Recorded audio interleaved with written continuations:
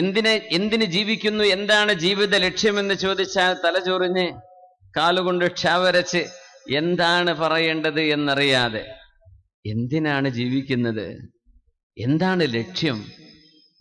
അന്നം വഴിമുട്ടാതെ ജീവിച്ച് മരിക്കണം എന്നതാണോ?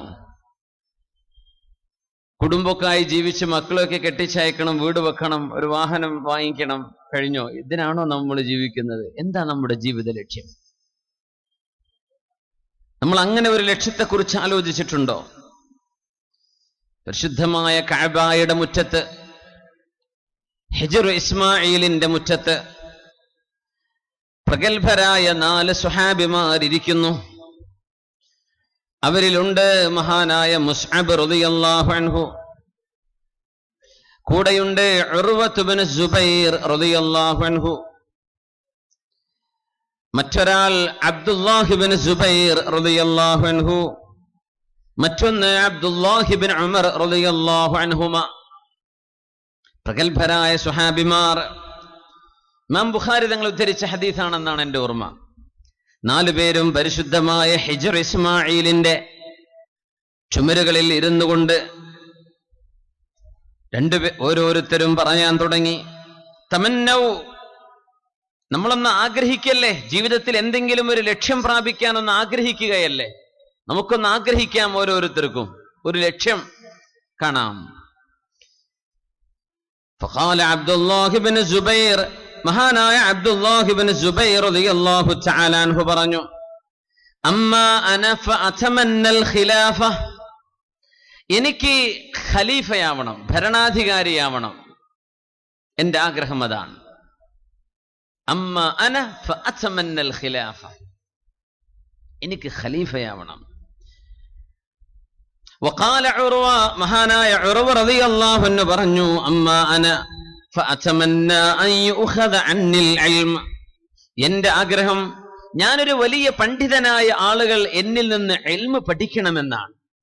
ആളുകൾ ഇൽമ് പഠിക്കാൻ എൻ്റെ ദർസിലേക്ക് എന്നെ അന്വേഷിച്ചു വരണം, എനിക്ക് ആളുകൾക്ക് ഇൽമ് പറഞ്ഞു കൊടുക്കാനാവണം, അതാണ് എൻ്റെ ലക്ഷ്യമെന്ന് ഉർവത്ത് ഇബ്നു സുബൈർ റളിയല്ലാഹു അൻഹു. മുസ്അബ് റളിയല്ലാഹു അൻഹു പറഞ്ഞു, അമ്മാ അന ഫഅതമന്ന ഇമാറത്തൽ ഇറാഖ്, ഇറാഖിന്റെ ഭരണം എനിക്ക് കിട്ടണം എന്നാണ് എൻ്റെ ആഗ്രഹം. മുസ്അബ് റളിയല്ലാഹു അൻഹു, അല്ലാഹുവിന്റെ ദീൻ നടപ്പാക്കാൻ, അല്ലാഹുവിന്റെ ദീൻ ലിയുമക്കിനഹും, ദീനനുസരിച്ച് ജീവിക്കാനുള്ള ഒരു സാഹചര്യം ഉണ്ടാക്കാൻ ഇറാഖിന്റെ അധികാരം എന്റെ കയ്യിൽ വേണം.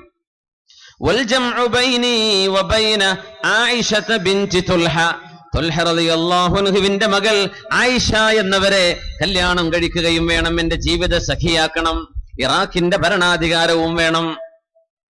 വസകീന ബിൻതുൽ ഹുസൈൻ, ഹുസൈൻ റളിയല്ലാഹു അൻഹുവിന്റെ പ്രിയപ്പെട്ട പൊന്നാരമോൾ സക്കീന ബീവിയെയും എനിക്ക് വിവാഹം ചെയ്യണം, ഇറാഖിന്റെ ഭരണാധികാരിയുമാവണം. ഇനി ഒരാളാണ് ബാക്കിയുള്ളത്, അബ്ദുല്ലാഹ് ഇബ്നു ഉമർ റളിയല്ലാഹു അൻഹുമ, പ്രിയപ്പെട്ട ഉമർ എന്നവരുടെ മകൻ. അവര് പറഞ്ഞു, അമ്മാ അന ഫഅതമന്നൽ മഗ്ഫിറ, ഞാൻ ആഗ്രഹിക്കുന്നത് അല്ലാഹുവേ നീ എനിക്ക് പുറത്തു തരണമെന്നാണ്, എനിക്ക് മഗ്ഫിറത്ത് കിട്ടിയാൽ മതി. 4 പേരും കൊതിച്ചു, ആഗ്രഹിച്ചു. ഇത് നമ്മളായിരുന്നെങ്കിൽ എന്തായിരുന്നേനെ ആഗ്രഹിച്ചു പോവാന്നാ ഞാൻ ഇപ്പൊ ആലോചിക്കുന്നത്. ഒന്ന് ആഗ്രഹിച്ചോളൂ എന്ന് പറഞ്ഞാൽ നമ്മൾ എന്താ ആഗ്രഹിക്കും? പടച്ചോനൊരു വീട് വേണമെന്നോ, കുട്ടികളെ കെട്ടിക്കണമെന്നോ, അല്ല ഇന്നോവന്റെ പുതിയ മോഡലൊന്ന് കിട്ടിയാൽ തിരക്കേടില്ലാന്നോ, എന്തായിരിക്കും നമ്മൾ പറയാം? എന്തായിരിക്കും നമ്മുടെ ലക്ഷ്യം? മനസ്സിനുള്ളിലെ ആഗ്രഹം എന്തായിരിക്കും? ഉദാഹരണം പറയാം, തമന്നൗ, വലിയ വലിയ ആഗ്രഹങ്ങൾ. ഇമാമുന നബവി റളിയല്ലാഹു അൻഹു, മഹാനായ നബവി റളിയല്ലാഹു തആല അൻഹു, ബഹുമാനപ്പെട്ടവർക്ക് ജീവിതത്തിൽ ഒരു ആഗ്രഹമുണ്ടായിരുന്നു. 40 വയസ്സായപ്പോഴേക്കും വഫാത്തായ ശാഫിഈ മദ്ഹബിന്റെ പ്രഗത്ഭനായ പണ്ഡിതനാണ് ഇമാമുന യഹ്യ ഇബ്നു ശറഫ്. ഇമാമുന നബവി റളിയല്ലാഹു അൻഹു 40 വയസ്സായപ്പോഴേക്കും കിതാബ് രചനയിലായി. വിവാഹം കഴിക്കാൻ മറന്നുപോയിന്ന, സമയം കിട്ടിയില്ല. ഒരു കിതാബ് അത് കഴിഞ്ഞിട്ടാവാം നിക്കാഹ് എന്ന് വിചാരിച്ചു. അപ്പോഴേക്കും വയസ്സ് 40ആയി. ലോകത്തോട് വിട പറയുകയും ചെയ്ത ഇമാമുന നബവി റളിയല്ലാഹു അൻഹു ജീവിതത്തിൽ ലക്ഷ്യമുണ്ടായിരുന്നു. മഹാനവറുകൾ പറഞ്ഞത്, എല്ലാ മുസ്ലിമീങ്ങൾക്കും അല്ലാഹുവിന്റെ റസൂലിന്റെ സുന്നത്ത് പഠിക്കാനുള്ള സാഹചര്യങ്ങൾ ഉണ്ടാവണം. നബിതങ്ങളുടെ ചര്യ പഠിക്കാൻ അവസരമുണ്ടാവണം. അത് എന്ത് ചെയ്യണം? ജീവിതത്തിൽ എല്ലാ ഓരോരുത്തരുടെയും മനുഷ്യരിലെ കാറ്റഗറിയിൽ ചെറിയവർക്കും വലിയവർക്കും പണ്ഡിതർക്കുമൊക്കെ പഠിക്കാൻ പറ്റുന്ന 3 പ്രധാന ഗ്രന്ഥങ്ങൾ, ഒരുപാട് ഗ്രന്ഥങ്ങൾ എഴുതി, പ്രധാനപ്പെട്ട 3 ഗ്രന്ഥങ്ങൾ ഇമാമുന നബി റളിയല്ലാഹു അൻഹു ക്രോഡീകരിച്ചു. അതിലൊന്ന് നബി തങ്ങളുടെ 40 ഹദീസുകളുള്ള അൽ അർബഊന നവവിയ്യ, 40 ഹദീസുകളുടെ സമാഹാരമാണ്. കൊച്ചുകുട്ടികൾക്ക് മുതൽ പഠിക്കാൻ കഴിയും ആ ഒരു കിതാബ് കൊച്ചുമക്കൾക്ക്. പിന്നെ മുതിർന്നവർക്കും അല്ലാത്തവർക്കും റിയാദുസ് സ്വാലിഹീൻ, നമ്മുടെ വീടുകളൊക്കെ കാണില്ലേ അതിന്റെ പരിഭാഷയും കിതാബുമൊക്കെ, റിയാദുസ് സ്വാലിഹീൻ. പിന്നെ വലിയ പണ്ഡിതർക്ക് പഠിക്കാൻ സ്വഹീഹ് മുസ്ലിമിന് ഒരു ഷറഹ് എഴുതി, ഷർഹ് മുസ്ലിം. ഈ 3 ഗ്രന്ഥങ്ങൾ ഇമാം നബവി തങ്ങളുടെ ജീവിതത്തിന്റെ ലക്ഷ്യമായിരുന്നു. നമ്മുടെ ലക്ഷ്യം എന്താണ് തീരുമാനിച്ചു കഴിഞ്ഞിട്ടുണ്ടോ? ഈ പരിപാടി കഴിയുമ്പോഴേക്കും ഒരു ലക്ഷ്യത്തിലേക്ക് നമ്മൾ എത്തിച്ചേരണം. അറ്റ്ലീസ്റ്റ് അത്രയെങ്കിലും.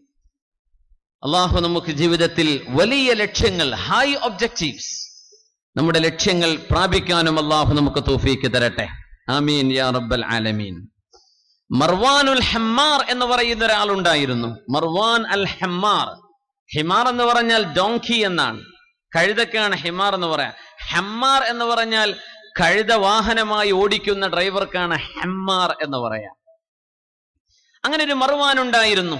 എവിടെ? സ്പെയിനിൽ. അദ്ദേഹം ഒന്ന് കൊതിച്ചു. എന്താ കൊതിച്ചെന്നറിയോ? എനിക്ക് സ്പെയിനിന്റെ ഭരണാധികാരിയാവണം.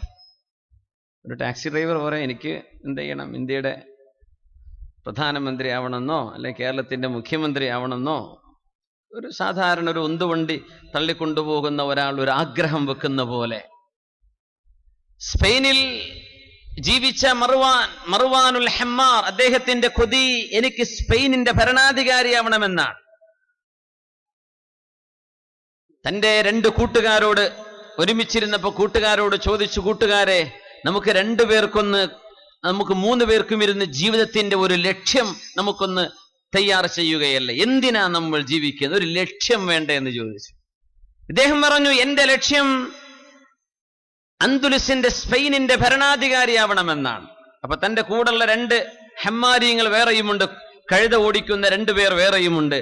ഒരാൾ പറഞ്ഞു, നിങ്ങളെങ്ങാനും സ്പെയിനിന്റെ ഭരണാധികാരിയാവുകയാണെങ്കിൽ സർവ കഴുതവണ്ടി ഓടിക്കുന്ന ആളുകളുടെ മുഴുവനും യൂണിയൻ നേതാവായിട്ട് എന്നെ നിങ്ങൾ പ്രഖ്യാപിച്ചു തരണം. അത്രയാണ് എന്റെ ആഗ്രഹം. നിങ്ങൾ ഏതായാലും സ്പെയിനിന്റെ ഭരണാധികാരിയാവാൻ പോവല്ലേ, സർവ ഹമ്മാരിങ്ങളുടെയും നേതാവായിട്ട് നിങ്ങൾ എന്നെ തീരുമാനിച്ചേക്കണം. ഒരാൾ പറഞ്ഞു.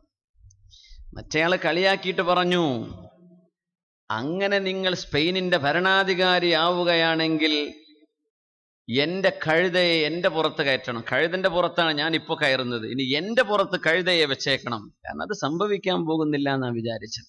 ചരിത്രം വലിയ രസകരമായ ചരിത്രമാണ്. അത് സമയമില്ലാത്തത് കൊണ്ട് ഞാൻ മാറ്റിവെക്കുകയാണ്. ഇദ്ദേഹമാണ് പിന്നീട് അൽ ഹാജിബുൽ മൻസൂർ എന്നറിയപ്പെടുന്ന സ്പെയിനിന്റെ ഭരണാധികാരിയായി മാറിയത്. 2 കൂട്ടുകാരെയും വിളിച്ചു, നിന്റെ ആഗ്രഹം എന്താ?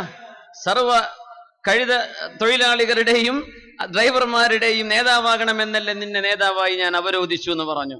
മറ്റേ ആള് പറഞ്ഞത്, എന്റെ പുറത്ത് നിങ്ങൾ കഴുതയെ വെച്ച് കെട്ടിയേക്കണം. അത് വേണ്ട എന്ന് പറഞ്ഞിട്ട് കഴുതപ്പുറത്ത് ഇയാളെ തലകീഴാക്കി വെച്ചു കൊടുത്തു. നിന്റെ ആഗ്രഹം എന്നോട് പറഞ്ഞത് ഞാൻ സാധിപ്പിച്ചു എന്ന് പറഞ്ഞിട്ട്. ജീവിതത്തിൽ ലക്ഷ്യങ്ങൾ ഉണ്ടാവുന്നത് അനിവാര്യമാണ്. നമ്മുടെ ചെറുപ്പക്കാർ, നമ്മുടെ ചെറുപ്പക്കാരികൾ, ആണുങ്ങളും പെണ്ണുങ്ങളും എന്തിന് ജീവിക്കുന്നു, എന്താ നമ്മുടെ ജീവിതത്തിന്റെ ലക്ഷ്യം?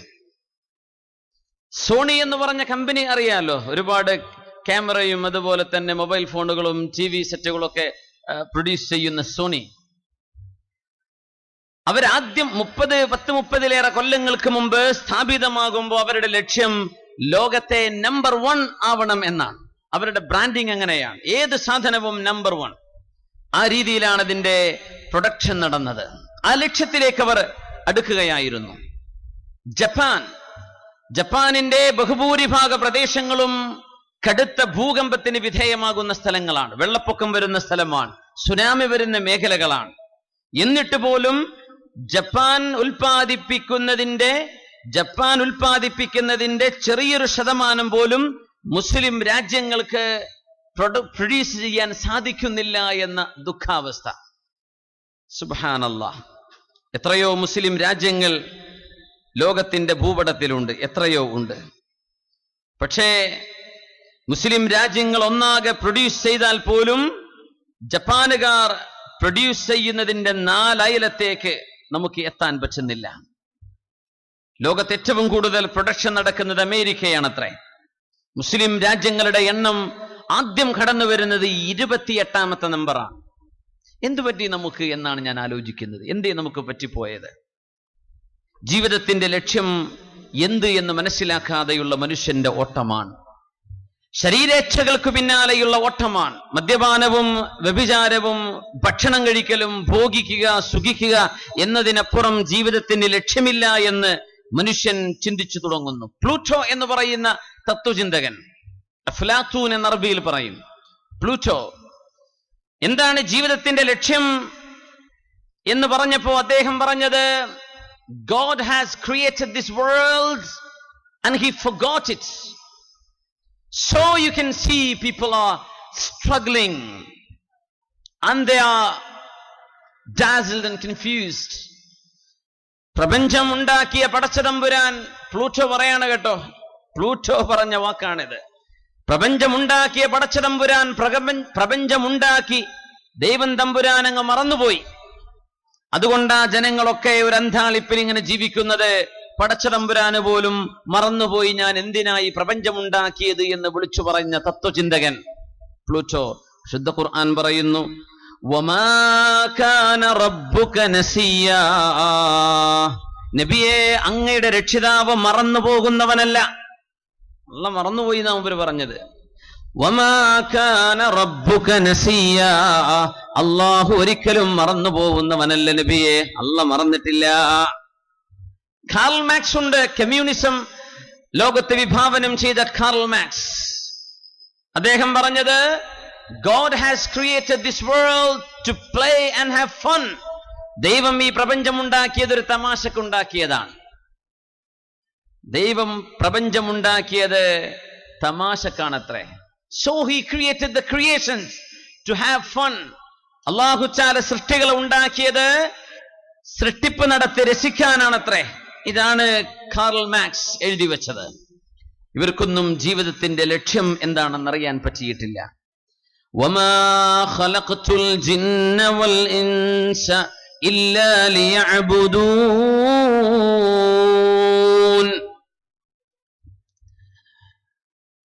മണ്ണിൽ നിന്ന് ജന്മം കൊണ്ട ആദം നബി അലൈഹിസ്സലാം, അവർക്ക് ശേഷം നുത്ഫയിൽ നിന്ന് സ്പേമിൽ നിന്ന് ജന്മമെടുക്കുന്ന ശിശുക്കൾ, ചിന്തിക്കാനുള്ള കഴിവും അതിസങ്കീർണമായ ബ്രെയിൻ സെല്ലുകളും തലച്ചോറിൽ കൊടുത്ത് വളരെ സൊഫിസ്റ്റിക്കേറ്റഡ് ആയ ഫങ്ഷൻസ് പ്രോഗ്രാമിംഗ് തലയിൽ കൊടുത്തിട്ട് മനുഷ്യനെ 2 കാലിൽ നടത്തുന്ന അള്ളാഹു കാര്യമായൊരു ലക്ഷ്യം നമ്മിൽ നിന്ന് ആഗ്രഹിക്കുന്നുണ്ട്. വെറുതെ അങ്ങ് പടച്ചുവിട്ടതല്ല. വമാ കാന റബ്ബുക നസിയ, പ്ലൂട്ടോ പറഞ്ഞ പോലെ നമ്മങ്ങ് പടച്ചുവിട്ട് അല്ലാഹ് മറന്നുപോയോ? മറന്നുപോയതല്ല. വമാ ഖലഖതുൽ ജിന്ന വൽ ഇൻസ ഇല്ലാ ലിയഅ്ബുദൂൻ. ജിന്നുകളെയും മനുഷ്യരെയും ഞാൻ പടച്ചത് എന്നെ വണങ്ങാനും എന്നെ അറിയാനും എനിക്ക് ഇബാദത്ത് ചെയ്യാനുമാണ്. പള്ളികൾക്കപ്പുറം ഇബാദത്തുണ്ട്, നിസ്കാരത്തിനപ്പുറം ഇബാദത്തുണ്ട്, നോമ്പിനപ്പുറം ഇബാദത്തുണ്ട്. ഒരു മനുഷ്യന്റെ തിന്നുന്നതും കുടിക്കുന്നതും ഉറങ്ങുന്നതും അടക്കം ഇബാദത്താക്കി മാറ്റാൻ പറ്റും. മഹാന്മാര് പറയുമായിരുന്നു, ഇന്നീ ലഅഹ്തസിബു നൗമതി കമാ അഹ്തസിബു ഖൗമതി. രാത്രി ഞാൻ എഴുന്നേറ്റ് നിസ്കരിക്കുന്ന നിസ്കാരത്തിന് അള്ളാഹു കൂലി തരുമെന്ന് പ്രതീക്ഷിക്കുന്ന പോലെ ഞാൻ ഉറങ്ങുന്ന ഉറക്കത്തിലും അള്ളാഹു എനിക്ക് പ്രതിഫലം നൽകുമെന്ന് ഞാൻ പ്രതീക്ഷിക്കുന്നു. എങ്ങനെ ഉറക്കത്തിൽ പ്രതിഫലം കിട്ടുന്നോ? അതിനർത്ഥം എന്താ? ഞാൻ ഉറങ്ങുന്നത് ഇനി ചെയ്യാൻ പോകുന്ന കാര്യത്തിന് ഉന്മേഷമുണ്ടാവാനാണ്. ഞാൻ ഭക്ഷണം കഴിക്കുന്നത് അള്ളാഹുവിന് ഇഷ്ടമുള്ള ഒരു നന്മ ചെയ്യണമെങ്കിൽ ആരോഗ്യം വേണ്ടേ? അതിനാ ഞാൻ ഭക്ഷണം കഴിക്കുന്നത്. അങ്ങനെയാണ് ഭക്ഷണം കഴിക്കുമ്പോൾ ഒരു ലക്ഷ്യമുണ്ട്, ഇരിക്കുമ്പോൾ ലക്ഷ്യമുണ്ട്, നിൽക്കുന്നതിന് ലക്ഷ്യമുണ്ട്, നടക്കുന്നതിന് ലക്ഷ്യമുണ്ട്. അങ്ങനെ വന്നാൽ ജീവിതം മുഴുവനും ഇബാദത്താണ്. നമ്മുടെ ചെറുപ്പക്കാർക്ക് എന്താണ് ഇപ്പോ ജീവിതത്തിന്റെ ലക്ഷ്യം എന്നാണ് ഞാൻ ചോദിക്കുന്നത്. ഏതെങ്കിലും ഒരു പെണ്ണിനെ കൂടെ കൂട്ടിക്കൊണ്ട് നടക്കണമെന്നോ, ഒരു പെൺകുട്ടിക്ക് എൻ്റെ സൗന്ദര്യം കണ്ട് 4 ആളുകൾ ഒന്ന് അട്രാക്റ്റഡായി എൻ്റെ പിന്നാലെ കൂടണമെന്നോ, അല്ലെങ്കിൽ കല്യാണം കഴിച്ചൊരു കുടുംബജീവിതമായി ഒതുങ്ങിക്കൂടണമെന്നോ, ഒരു ഡിഗ്രിയും PG ഒക്കെ എടുത്തിട്ട് ഒരു ജോലി കിട്ടി ശമ്പളം വാങ്ങിച്ച് അങ്ങനെ ജീവിക്കണം, എന്താണ് നമ്മുടെ ലക്ഷ്യം? ഉമർ ഇബ്നു അബ്ദുൽ അസീസ് റളിയല്ലാഹു തആല അൻഹു, മഹാനായ ഉമർ അൽ ഫാറൂഖ് തങ്ങളുടെ പ്രിയപ്പെട്ട പേരക്കുട്ടിയാണ് ഉമർ ഇബ്നു അബ്ദുൽ അസീസ് റളിയല്ലാഹു അൻഹു. വലിയ മഹാനാണ്. ഖബറിലേക്ക് വെച്ചപ്പോഴാ ഒരു കടലാസ് കിട്ടിയത്. ഒരു കടലാസ് കിട്ടുന്നു ഖബറിൽ നിന്ന്, എഴുതിയിരിക്കുകയാണ് ഹാദാ ഇത്ഖുക മിനന്നാർ. ഉമർ ഇബ്നു അബ്ദുൽ അസീസ്, നിങ്ങൾ നരകത്തിൽ നിന്ന് മോചിതനാണ് എന്ന് അടയാളപ്പെടുത്തിയ, അറിയിക്കാനുള്ള അടയാളമാണിത് എന്ന്. അങ്ങനത്തെ മഹാനാണ് ഉമർ ഇബ്നു അബ്ദുൽ അസീസ് എന്ന അമവി ഭരണാധികാരി. അവര് പറയുമായിരുന്നു, ഇന്നലീ നഫ്സൻ തവാഖ, എന്റെ ശരീരം ലക്ഷ്യങ്ങൾ കണ്ട് പ്രവർത്തിക്കുന്ന ശരീരമാണ്. നമ്മുടെ ചെറുപ്പക്കാർക്ക് ഇന്ന് അതാണ് വേണ്ടത്, ലക്ഷ്യത്തിലേക്കുള്ള നടത്തം. ഇന്നലീ നഫ്സൻ തവാഖ തമന്നൈതു യൗമൻ അൻ അതസവ്വജ ഫാത്തിമ ബിൻത് അബ്ദുൽ മലിക്. അന്നൊരിക്കൽ ഞാൻ മദീനയിൽ ഒരു ചെറുപ്പക്കാരനായി, ഒരു യങ് അഡൽട്ടായി ജീവിക്കുമ്പോ ഞാൻ കൊതിച്ചുപോയി അബ്ദുൽ മലിക് ബിൻ മർവാൻ എന്ന രാജാവിന്റെ പുത്രി ഫാത്തിമ ബിൻത് അബ്ദുൽ മലിക്കിനെ, ഫാത്തിമയെ കല്യാണം കഴിക്കണമെന്ന്. നബിയുടെ മോളല്ല, പിൽക്കാലത്ത് വന്ന ഫാത്തിമ ബിൻത് അബ്ദുൽ മലിക്, അബ്ദുൽ മലിക് ബിൻ മർവാനിന്റെ മകൾ ഫാത്തിമയെ കല്യാണം കഴിക്കണമെന്ന് ഞാൻ കൊതിച്ചു. എന്റെ ശരീരത്തിന് ആഗ്രഹമുണ്ടായി. ഫതസവ്വജ്തുഹാ, അങ്ങനെയാണ് അദ്ദേഹം സാധാരണ യുവാക്കളെ പോലെ ജീവിതത്തിന്റെ ആഡംബരങ്ങളിലേക്ക് അട്രാക്റ്റഡ് ആയി കഴിഞ്ഞൊരു കാലമുണ്ടായിരുന്നു. അന്നത്തെ കൊതി അതായിരുന്നു, ഫാത്തിമയെ കല്യാണം കഴിക്കണം.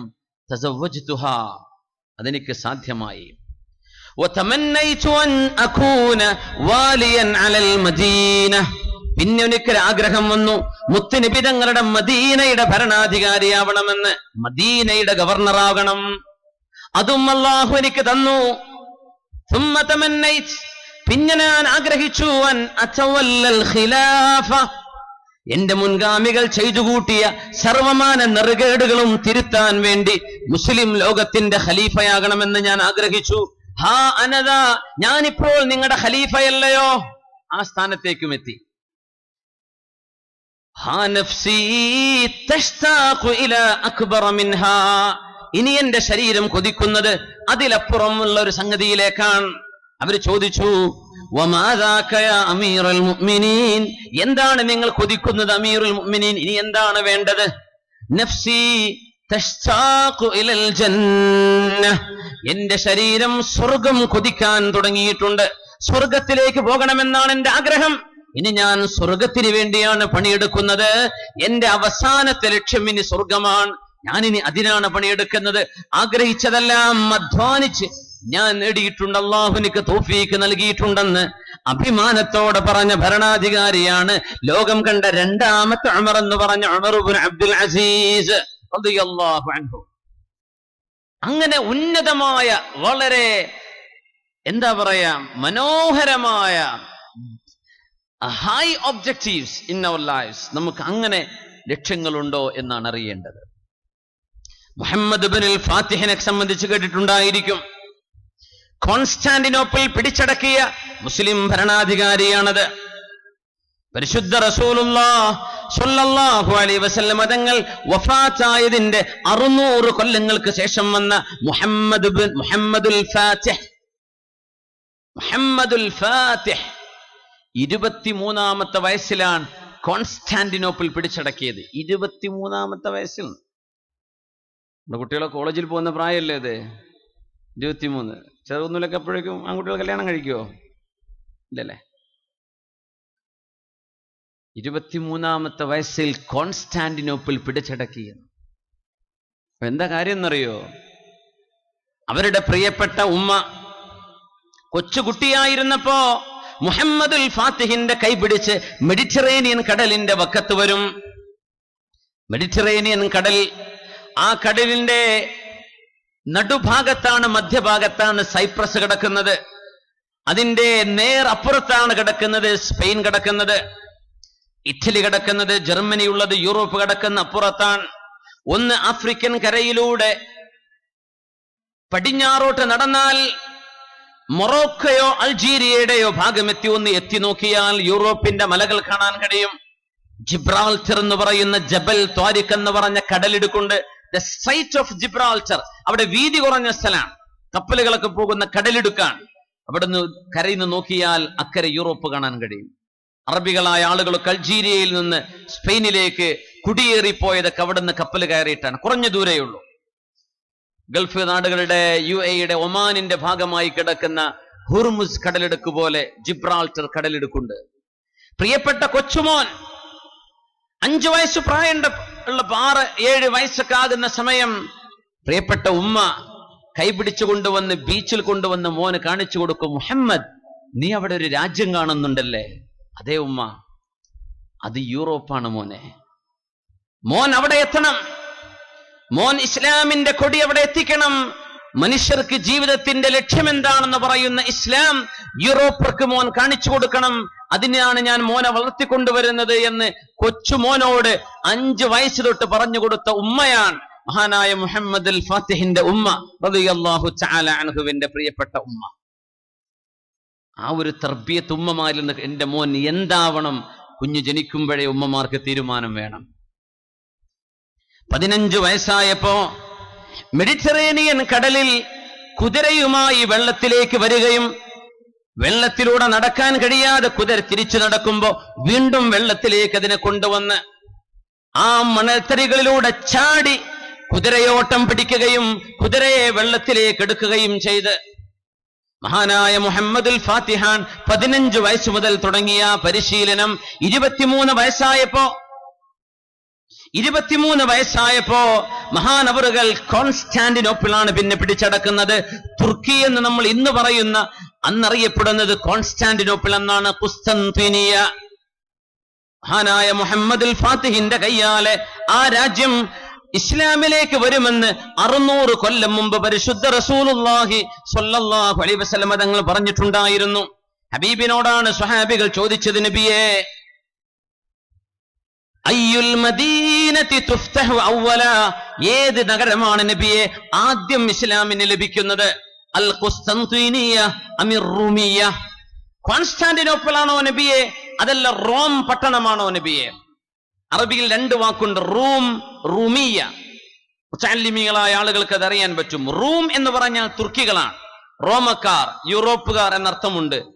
അതാണ് റൂം, ഗുലിബത്തുർ റൂം. പക്ഷെ റൂമിയ എന്ന് പറഞ്ഞാൽ ഇന്നത്തെ ഇറ്റലിയുടെ തലസ്ഥാനമായ റോമാണ്. റോം നഗരമാണോ നബിയെ, കോൺസ്റ്റാന്റിനോപ്പിൾ ആണോ ആദ്യം ഇസ്ലാമിന് ലഭിക്കുന്നത് എന്ന് സ്വഹാബത്ത് ചോദിച്ചിട്ടുണ്ട്. മുത്തനബിയുടെ മറുപടി അൽ ഖുസ്തന്തീനിയ, കോൺസ്റ്റാന്റിനോപ്പിൾ ആണ്. ആ നഗരം മുത്തനബിയുടെ നാവിനാൽ അള്ളാഹു വിജയം തരുമെന്ന് പറഞ്ഞത്, ആ വിജയം സംഭവിച്ചത് ഈ മുഹമ്മദുൽ ഫാത്തിഹ് റളിയല്ലാഹു അൻഹുവിന്റെ കയ്യാലെയാണ് 600 കൊല്ലങ്ങൾക്ക് ശേഷം. ഇനി ഇറ്റലിയും ഇസ്ലാമിന്റെ കയ്യിലേക്ക് വരുമെന്ന് മുത്തുനബി തങ്ങൾ പറഞ്ഞിട്ടുണ്ട്. റോം നഗരം ഇസ്ലാമിന് കിട്ടും. അത് ഖിയാമത്തിന്റെ മുമ്പായി നടക്കാൻ പോകുന്ന ഒരു അത്ഭുതമാണ്. ഇതുവരെ നടന്നില്ല. മുത്തുനബി തങ്ങൾ കോൺസ്റ്റാന്റിനോപ്പിൾ കിട്ടുമെന്ന് പറഞ്ഞത് തങ്ങളുടെ കാലം കഴിഞ്ഞ് 600 കൊല്ലം കഴിഞ്ഞതിന്റെ ശേഷമാണ്. ഇനി റോമും ഇസ്ലാമിന്റെ മടിത്തട്ടിലേക്ക് വരുമെന്ന് റസൂലുള്ളാഹി സ്വല്ലല്ലാഹു അലൈഹി വസല്ലം.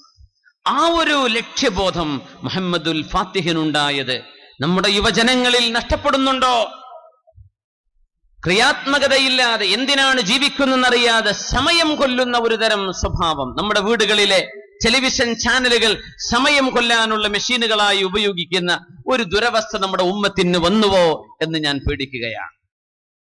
അല്ലാമ ബുഖാരി, ഇമാമുന ബുഖാരി റളിയല്ലാഹു അൻഹു, മുഹമ്മദ് ഇബ്നു ഇസ്മാഈൽ അൽ ബുഖാരി തങ്ങൾ സമർഖന്ദിൽ നിന്ന്, ബുഖാറയിൽ നിന്നാ വരുന്നത്. ബുഖാറ എന്നത് USSRന്റെ ഭാഗമായിരുന്ന റഷ്യയുടെ ഭാഗമാണ് ബുഖാറ. സമർഖന്ദിലാണ്. സമർഖന്ദ് റഷ്യയുടെ ഭാഗമാണ്. സമർഖന്ദിലാണ് മഹാനവറുകൾ വഫാത്തായി കിടക്കുന്നവരുടെ മഖ്ബറ, ബഹുമാനപ്പെട്ടവരുടെ മഖാം സമർഖന്ദിലാണ്. ഇമാം ബുഖാരി തങ്ങൾ അറബി സംസാരിച്ചിരുന്ന ആളല്ല, അറബി പഠിച്ചെടുത്തതാണ്. 14 വയസ്സുള്ളപ്പോഴാ 2 ആലിമീങ്ങൾ സങ്കടത്തോടുകൂടെ പറയുന്നത്, അല്ല, ഒരു സ്വഹീഹുകൾ മാത്രമുള്ളൊരു ഹദീസിന്റെ കിതാബ് നമ്മുടെ മുമ്പിൽ ഇല്ലാതെ പോയല്ലോ. ഒരുപാട് ഹദീസ് ഗ്രന്ഥങ്ങളുണ്ട്, പക്ഷെ അത് ദഈഫുണ്ട്, ദുർബലമായ ഹദീസുണ്ട്, മൗദൂആയ ഹദീസുകളുണ്ട്, ഹസനുണ്ട്, സ്വഹീഹുണ്ട്, എല്ലാമുണ്ട്. മിക്സ സ്വഹീഹ് മാത്രമുള്ള ഒരു ഗ്രന്ഥം നമുക്ക് വേണ്ടേ എന്നിങ്ങനെ സങ്കടപ്പെട്ട് രണ്ട് ആലിമീങ്ങൾ ചർച്ച നടത്തുന്നത് ഇമാം ബുഖാരി തങ്ങൾ കേട്ടത് 14 വയസ്സുള്ളപ്പോഴാണ്. 14 വയസ്സുള്ളപ്പോഴാണ്. അന്നാണ് ഇമാം ബുഖാരി തങ്ങൾ തീരുമാനിച്ചത്, ആ കിതാബ് ഞാൻ തന്നെ രചിക്കും. അതാണ് ഇന്ന് നമ്മൾ അറിയപ്പെടുന്ന സ്വഹീഹുൽ ബുഖാരി. ഇമാം ബുഖാരി തങ്ങളുടെ സ്വഹീഹായ ഹദീസുകളുടെ മാത്രം സമാഹരണമായ 60,000-ഓളം മശായിഖന്മാരെ കണ്ട് ഹദീസുകൾ പഠിച്ച മഹാനായ ഇമാമുന ബുഖാരി റളിയല്ലാഹു തആല അൻഹു ആ തീരുമാനമെടുത്തത് നമ്മുടെ SSLC പഠിക്കുന്ന പിള്ളേരുടെ പ്രായത്തിലാണ്, 14 വയസ്സുള്ളപ്പോഴാണ്. നമ്മൾ ആലോചിക്കണം, ഇതൊക്കെ ഈ ഉമ്മത്തിന്റെ കഴിഞ്ഞ കാലങ്ങളാണ്. അങ്ങോട്ട് നമുക്കൊന്ന് തിരിച്ചു നടക്കണം. റസൂലുള്ളാഹി സ്വല്ലല്ലാഹു അലൈഹി വസല്ലമ തങ്ങൾ ഈ ഉമ്മത്തിന് ഒരുപാട് പ്രതീക്ഷ നൽകിയിട്ടുണ്ട്. നമ്മളോട് പറഞ്ഞത് നിങ്ങൾ പ്രവർത്തിക്കണമെന്നാണ്. അല്ലദീ ലാ യഅകുലു മിൻ ദർബതി ഫഅസിഹി ലാ യംലികു ഖറാറഹു മിൻ റഅസിഹി. മഹാനായ മൗലാന മുതവല്ലി ശഅറാവി റഹ്മത്തുള്ളാഹി അലൈഹി റഹ്മതൻ വാസിഅ. മഹാനായ മുഫസ്സിർ അവറുകൾ ആധുനിക കാലത്ത് മരിച്ചുപോയ ഈജിപ്ഷ്യനായ മഹാനായ മുതവല്ലി ശഅറാവി ബഹുമാനപ്പെട്ടവർ പറയുമായിരുന്നു, സ്വന്തം കോടാലി കൊണ്ട് കൊത്തിയിട്ട് അധ്വാനിച്ച് തിന്നാത്തവന് സ്വന്തം തലയിൽ നിന്ന് തീരുമാനമെടുക്കാൻ കഴിയില്ല. അധ്വാനിക്കുന്ന ഒരു സമൂഹത്തിന് ലക്ഷ്യബോധമുണ്ടായി പ്രവർത്തിക്കാൻ കഴിയുകയുള്ളൂ. ആദ്യം വേണ്ടത് ഈ അധ്വാനമാണ്.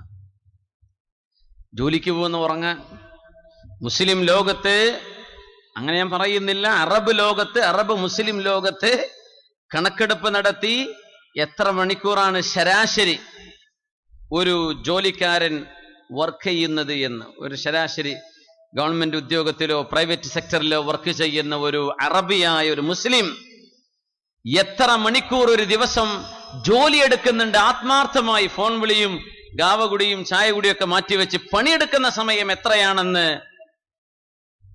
ഒരു കൂട്ടർ സെൻസസ് നടത്തിയപ്പോൾ മനസ്സിലാക്കിയത് 12 മിനിറ്റ് ആണെന്നാണ്. ഒരു ദിവസം പണിയെടുക്കുന്ന സമയം 12 മിനിറ്റ് ആണ്. എന്തേ നമ്മൾ അങ്ങനെ ആയിപ്പോയത്? അല്ലാഹു അലം. അങ്ങനത്തെ ഒരു സമൂഹത്തിന് എങ്ങനെയാ മുന്നോട്ട് വരാൻ കഴിയുക?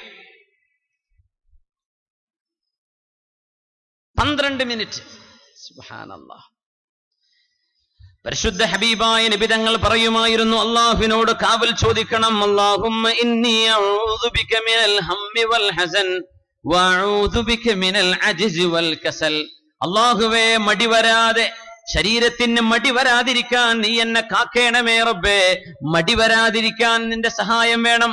ആലസ്യം, മടി പിടിക്കുക, ഒന്നിനും ഉത്സാഹമില്ലാതിരിക്കുക, വെറും TV റിമോട്ടും പിടിച്ചിട്ട് അങ്ങനെ ഇരിക്കുക, വേറൊരു പണിയും ചെയ്യാൻ വയ്യ. റബ്ബേ നീ കാവൽ തരണേ റബ്ബേ, ഞാൻ അങ്ങനെ ആയിപ്പോവരുതേ. പറഞ്ഞത് ആരോടാന്നറിയോ? ഹബീബിന്റെ പള്ളിയിൽ അന്ന് ളുഹർ നിസ്കാരത്തിന്റെ മുമ്പ് വന്നിരുന്ന മഹാനായ അബൂ ഉമാമ റളിയല്ലാഹു അൻഹുവിനോട്. യാ അബാ ഉമാമ, എന്തിനാണ് അബൂ ഉമാമ നിസ്കാരം നടക്കാത്ത ഈ നേരത്തെ നിങ്ങൾ എന്തേ പള്ളിയിലേക്ക് വന്നത്? യാ റസൂലല്ലാഹ് ദുയൂനി വഹുമൂമി ലസിമതിനി യാ റസൂലല്ലാഹ്. നബിയെ, ഒരുപാട് കടവും ഒരുപാട് സങ്കടവുമുണ്ട് നബിയെ, പുറത്തിറങ്ങി നടക്കാൻ പറ്റുന്നില്ല. അതുകൊണ്ട് അള്ളാഹുവിന്റെ പള്ളിയിലേക്ക് അഭയം പ്രാപിച്ചു വന്നതാണ്. ഹബീബായ നബി തങ്ങളോട് കടം വീടാനുള്ള പരാതിയാണ് പറയുന്നത്, കടം വീടാനുള്ള ആഗ്രഹമാണ് ഈ പറയുന്നത്. നിങ്ങൾക്ക് ഞാൻ ചില വചനങ്ങൾ ചൊല്ലിത്തരട്ടെയോ? ഇൻ ഖുൽതഹ, നിങ്ങളത് ചൊല്ലുകയാണെങ്കിൽ അള്ളാഹു നിങ്ങളുടെ കടം വീട്ടിത്തരികയും വകഫാക ഹമ്മക, നിങ്ങളുടെ ടെൻഷനുകൾ അള്ളാഹു ഇല്ലാതാക്കുകയും ചെയ്യും. പഠിപ്പിച്ചു തരൂ നബിയെ എന്ന് പറഞ്ഞപ്പോ ഹബീബ് പഠിപ്പിച്ചു കൊടുത്ത വചനങ്ങളാണ്.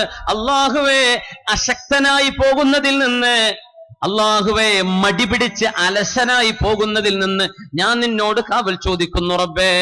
സങ്കടം വരുന്നതിൽ നിന്ന്, കടുത്ത മാനസിക സംഘർഷം വരുന്നതിൽ നിന്ന് കാവൽ ചോദിക്കുന്നു റബ്ബേ. കടങ്ങൾ കുമിഞ്ഞുകൂടുന്നതിൽ നിന്നും ജനങ്ങൾ ആക്രമിക്കുന്നതിൽ നിന്നും നിന്നോട് ഞാൻ കാവൽ ചോദിക്കുന്നു റബ്ബേ. നബി തങ്ങൾ ചൊല്ലാൻ പറഞ്ഞു, അബൂ ഉമാമ, നിങ്ങൾ രാവിലെയും വൈകുന്നേരവും ചൊല്ലിക്കൊണ്ടിരിക്കണേ. അല്ലാഹുമ്മ ഇന്നി അഊദു ബിക മിനൽ ഹമ്മി വൽ ഹസൻ വഅഊദു ബിക മിനൽ അജ്സി വൽ കസൽ വഅഊദു ബിക മിനൽ ജുബ്നി വൽ ബുഖൽ വഅഊദു ബിക മിൻ ഗലബത്തിദ് ദൈനി വഖഹ്രിർ റിജാൽ. എന്താണ് ആ വാക്കുകളുടെ അർത്ഥം? അല്ലാഹുവേ, അഊദു ബിക, നിന്നോട് ഞാൻ കാവൽ ചോദിക്കുന്നു റബ്ബേ, മിനൽ ഹമ്മി വൽ ഹസൻ, സങ്കടവും ദുഃഖവും വരുന്ന അവസ്ഥയിൽ നിന്ന് കാവൽ തരണേ പടച്ചവനെ. ഈ ദുആ ചൊല്ലിയാൽ സങ്കടങ്ങളൊക്കെ അല്ലാഹു നീക്കിത്തരും. അല്ലാഹു നീക്കിത്തരട്ടെ. വഅഊദു ബിക മിനൽ അജ്സി വൽ കസൽ, അല്ലാഹുവേ, ഒരു പണിയും ചെയ്യാൻ കഴിയാതെ തളർച്ച വന്ന് തളർന്നു പോകുന്ന അസുഖങ്ങളിൽ നിന്ന്. വൽ കസൽ, ആരോഗ്യമുണ്ട് പക്ഷെ മടിയാണ്, മടി പിടിച്ചിരിക്കാൻ, ഒരു പണിക്കും പോവില്ല, ഒരു ജോലിയും മര്യാദക്ക് ചെയ്യില്ല. ഒരു കമ്പനിയിൽ ജോലി കിട്ടിയാലും തികച്ചൊരു 6 മാസം അവനെ കൊണ്ട് നിൽക്കാൻ വയ്യ. അപ്പോഴേക്കും കൂട്ടുകാരുടെ കൂടെ കളിച്ച് നടക്കണം, രാജിവെച്ച് വരികയാണ്. അല്ലാഹുവേ, ആ രീതിയിൽ മടി പിടിക്കുന്നതിൽ നിന്നും നീ എന്നെ കാവൽ തരണേ പടച്ചവനെ. വഅഊദു ബിക മിനൽ ജുബ്നി വൽ ബുഖൽ, ധൈര്യമില്ലാതിരിക്കുന്നത്, പിശുക്ക് കാണിക്കുക, ഇത് രണ്ടും എനിക്ക് തരല്ലേ റബ്ബേ. വഅഊദു ബിക മിൻ ഗലബത്തിദ് ദൈനി വഖഹ്രിർ റിജാൽ, കടങ്ങൾ കുമിഞ്ഞുകൂടുന്നതും ആളുകൾ ആക്രമിക്കുന്നതും. കടങ്ങൾ കൂടിയിട്ട് കൊടുക്കാൻ പറ്റാതിരുന്നാൽ ഗുണ്ടകളയക്കൂലേ? പടച്ചോനെ കാക്കണേ റബ്ബേ. ദുആയിരുന്നു. വളരെ പെട്ടെന്ന് അല്ലാഹു കടം വീട്ടിക്കൊടുത്തു ഈ സ്വഹാബിയുടെ, അബൂ ഉമാമ റളിയല്ലാഹു അൻഹുവിന്റെ. പക്ഷെ നമ്മുടെ വിഷയം ഹബീബ് തങ്ങൾ അധ്വാനിക്കാൻ പറയാൻ, മടി വരാതിരിക്കാൻ ദുആ ഇറക്കണമെന്നാണ്. അല്ലാഹുവേ, ആലസ്യം നമുക്ക് തോന്നുന്ന ഇനി മതി, ഒരു മടി പിടിച്ചാൽ കഴിഞ്ഞില്ലേ.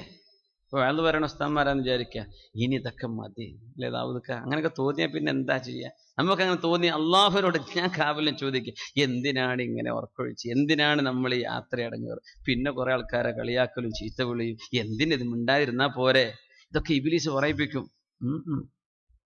അള്ളാഹുവെ നീ കാവൽ തരണം പടച്ചവനെ. അങ്ങനെയാണ് അള്ളാഹുവിനോട് ചോദിക്കണം. അങ്ങനെയൊക്കെ തന്നെ ജീവിക്കാൻ കഴിയുള്ളൂ, അങ്ങനെയൊക്കെ തന്നെ ദീനീ പ്രവർത്തനം ചെയ്യാൻ കഴിയുള്ളൂ. അള്ളാഹുവിനോട് കാവൽ ചോദിക്കണം. നമുക്ക് ഒരാൾക്ക് തോന്നാണ്, ദർസ് നടത്തുന്ന മുദരിസിന് തോന്നുന്നത്, എന്തിനാ ഞാൻ ഈ ഒച്ച വെച്ച് എന്റെ ചങ്ക് കീറുന്നത്, കുട്ടികൾ ഏതെങ്കിലും കോളേജിൽ പോയി പഠിച്ചോട്ടെ, ഞാൻ പഠിപ്പിക്കുന്നില്ല, എന്തായിപ്പോകും? ഓരോരുത്തരും അങ്ങനെ ചിന്തിക്കാൻ, എന്തായിരിക്കും ഉമ്മത്തിന്റെ അവസ്ഥ? അള്ളാഹുവിനോട് കാവൽ ചോദിക്കണം. അല്ലാഹു തആല അധ്വാനിക്കാൻ വേണ്ടി പറയാണ്, വൽ അമലു ദീനുൻ, അധ്വാനിക്കുന്നത് ദീനാണ് എന്ന് പരിശുദ്ധ നബി തങ്ങൾ പഠിപ്പിക്കുമായിരുന്നു. അല്ലാഹു അല്ലേ പറയുന്നത് സൂറത്തുൽ മുൽക്കിൽ, തബാറക സൂറയിൽ, വഹുവല്ലദീ ജഅല ലകുമുൽ അർള ദലൂല ഫംശൂ ഫീ മനാകിബിഹാ വകുലൂ മിർ റിസ്ഖിഹി വഇലൈഹിൻ നുശൂർ. അല്ലാഹു അല്ലയോ നിങ്ങൾക്ക് ഭൂമിയെ സഞ്ചാരയോഗ്യമാക്കി തന്നത്. ഹുവല്ലദീ ജഅല ലകുമുൽ അർള ദലൂല, സഞ്ചരിക്കാൻ പറ്റുന്നതാക്കി ഭൂമിയെ മാറ്റി തന്നില്ലേ? നിങ്ങൾ അധ്വാനിക്കൂ, അള്ളാഹു നിങ്ങളുടെ റിസ്ക് വെച്ചിട്ടുണ്ട്, യാത്ര ചെയ്ത് കണ്ടുപിടിക്കൂ. വിശുദ്ധ ഖുർആൻ പറയാണ്, അധ്വാനിക്കാൻ വേണ്ടി പറയാണ്. സൂറത്തുൽ അറാഫ്, വലഖദ് മക്കന്നാകും ഫിൽ അർള് വജഅൽനാ ലകും ഫീഹാ മആയിഷ് ഖലീലം മാ തഷ്കുറൂൻ. അല്ലാഹു അല്ലയോ നിങ്ങൾക്ക് ജീവിക്കാൻ അനുയോജ്യമായ രീതിയിൽ ഭൂമിയെ പാകപ്പെടുത്തിയതും, വജഅൽനാ ലകും ഫീഹാ മആയിഷ, ഓരോരുത്തർക്കും ജീവിത മാർഗങ്ങളും ഓരോന്ന് കാണിച്ചു തരുന്നതും അല്ലാഹു അല്ലയോ. നിങ്ങൾ എന്താണ് അല്ലാഹുവിനെ ശുക്ർ ചെയ്യാത്തത്, നന്ദി ചെയ്യാത്തത്?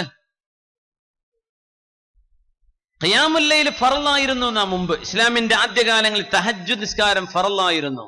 വിശുദ്ധ ഖുർആൻ അത് ദുർബലപ്പെടുത്തി സുന്നത്തായി നിലനിർത്തുകയാണ് ഉണ്ടായത്. നബി തങ്ങൾക്ക് ഫർളായിരുന്നു, പക്ഷെ മുഅ്മിനീങ്ങളായ ആളുകൾക്കും ആദ്യം ഫർളായിരുന്നു. പിന്നെ അല്ലാഹു തആല നിയമം മാറ്റുകയാണ് ഉണ്ടായത്.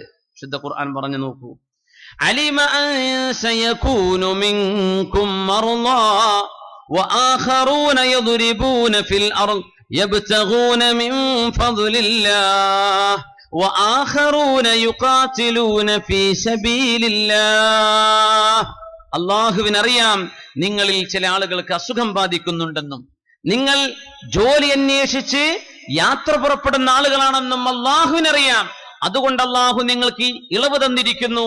രാത്രി നിസ്കാരം, രാത്രി ഉറക്കൊഴിച്ച് രാവിലെ ജോലിക്ക് പോകേണ്ടവരില്ലേ, അവരെ കൊണ്ടാവില്ലല്ലോ, അവർക്ക് നേരെ കിടക്കേണ്ടി വരും, നേരത്തെ ഉറങ്ങേണ്ടി വരും. കുഴപ്പമില്ല, നിങ്ങൾക്ക് ഖിയാമുൽ ലൈൽ സുന്നത്താണ്, ഫർളല്ല, നിർബന്ധമല്ല എന്ന് അല്ലാഹു ലഘൂകരിച്ചത് പകല് ജോലിക്ക് പോകുന്ന ആളുകളെ പരിഗണിച്ചുകൊണ്ടാണ്.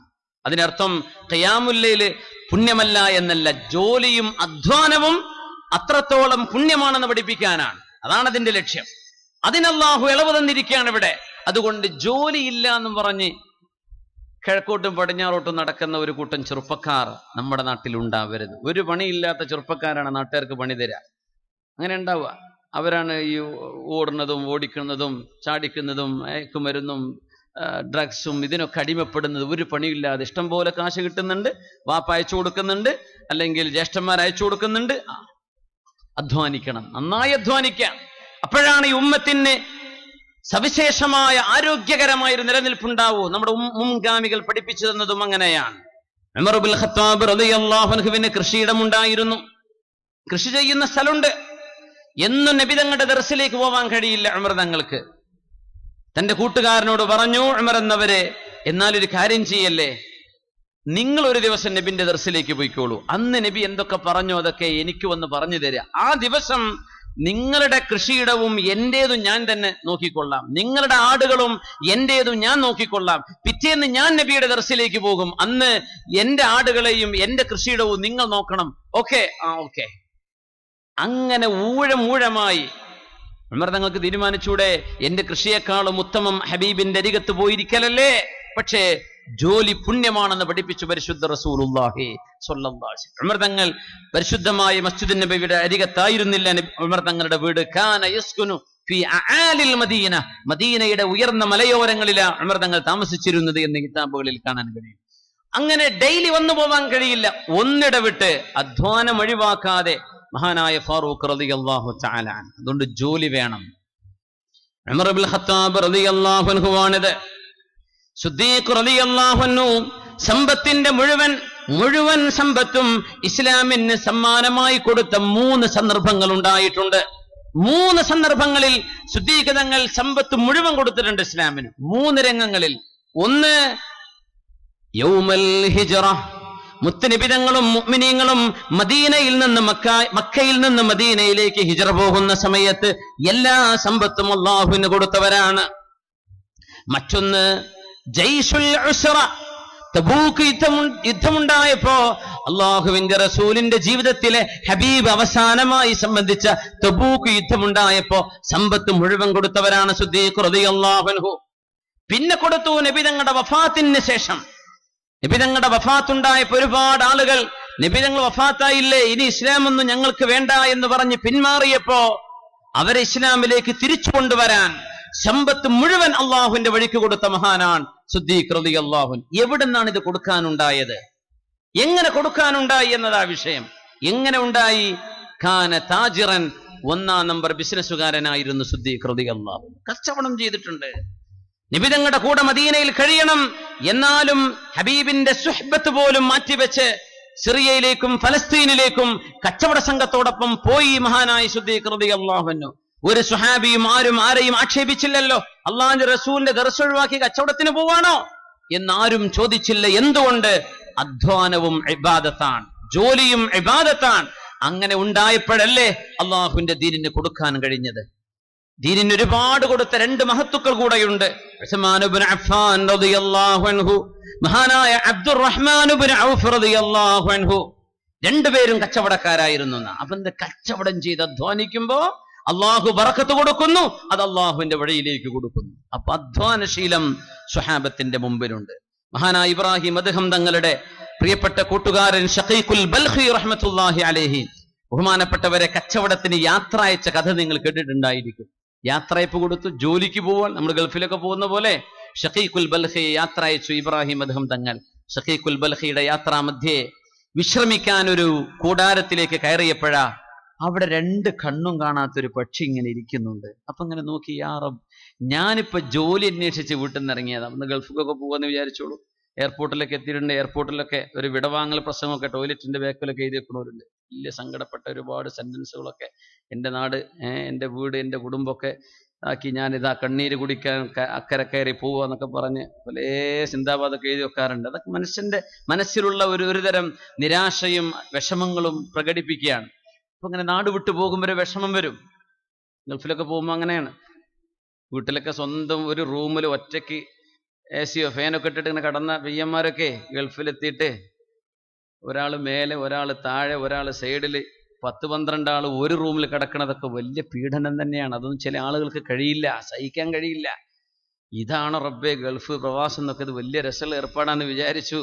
ചെന്ന് നോക്കുമ്പോൾ ടോയ്ലറ്റിന്റെ മുമ്പിൽ ക്യൂ നിൽക്കേണ്ടി വരും. 6 മണിക്കാണ് നിന്റെ സമയം. ആ നേരത്തെ ആയില്ലേ, എന്നാ പിന്നെ നാളെ നോക്കിയാൽ മതി എന്നതിൻ്റെ അർത്ഥം. ജോലിക്ക് കൂടെ നേരത്തെ കിട്ടൂല.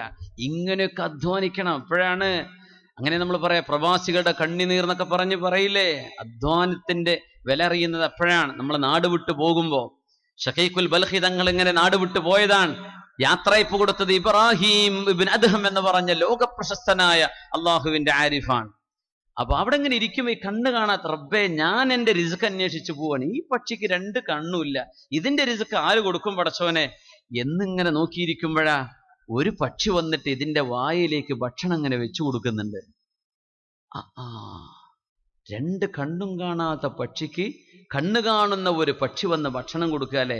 അപ്പൊ എനിക്ക് അല്ലാഹു തആല തരാൻ കഴിവുള്ളവനല്ലേ, ഈ പക്ഷിക്ക് അല്ലാഹ് റിസ്ക് കൊടുക്കുന്നുണ്ടെങ്കിൽ എനിക്ക് അല്ലാഹ് തന്നൂടെ എന്ന് പറഞ്ഞ് പാതി വഴിയിൽ നിന്ന് ജോലിക്കുള്ള യാത്ര നിർത്തി തിരിച്ചു നടന്ന മഹാനാണ് ഷഖീഖുൽ ബൽഖി റഹ്മത്തുള്ളാഹി അലൈഹി. അവരുടെ ആദ്യകാലം ഇബ്രാഹിം അദ്ദേഹം തങ്ങൾ പള്ളിയിൽ കണ്ടപ്പോ, അല്ല നിങ്ങളല്ലേ ജോലിക്ക് യാത്ര അയച്ചത്, എന്തേ തിരിച്ചു വന്നത്?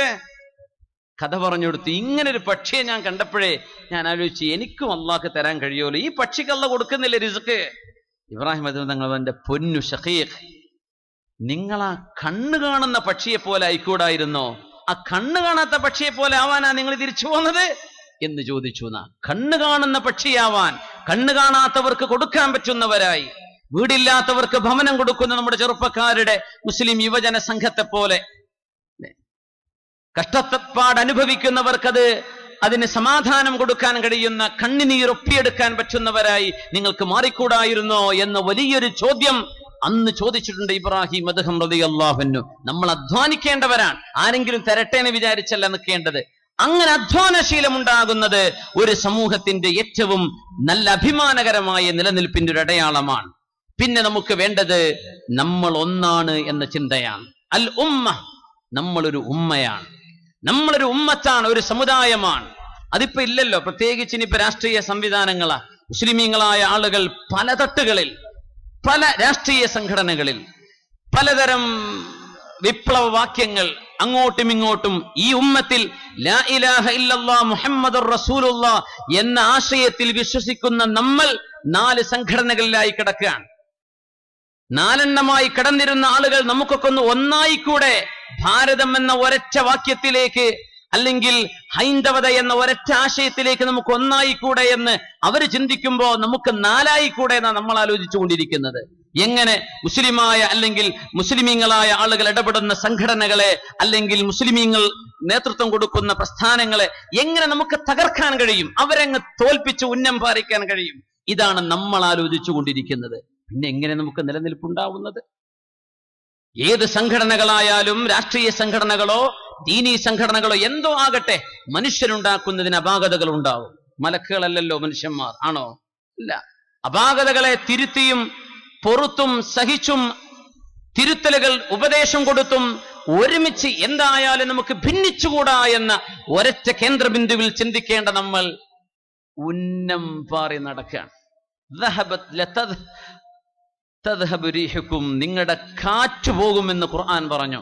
അതുപോലെ ആയിക്കൊണ്ടിരിക്കുകയാണ്. ഉമ്മത്തൻ വാഹിദ, ആ ഒരു ചിന്തയിലേക്ക് നമുക്ക് തിരിച്ചു നടക്കാൻ കഴിഞ്ഞില്ലെങ്കിൽ കഴിയില്ല മുഅ്മിനെ. നമ്മൾ ഈ പറയുന്നതൊന്നും സാധ്യമാവാൻ പ്രയാസമാണ്. വനുരീദു അൻ നമുന്ന അലൽ ലദീന സ്തുദ്ഇഫൂ ഫിൽ അർദ് വനജഅലഹും അഇമ്മതൻ വനജഅലഹുമുൽ വാരിസീൻ.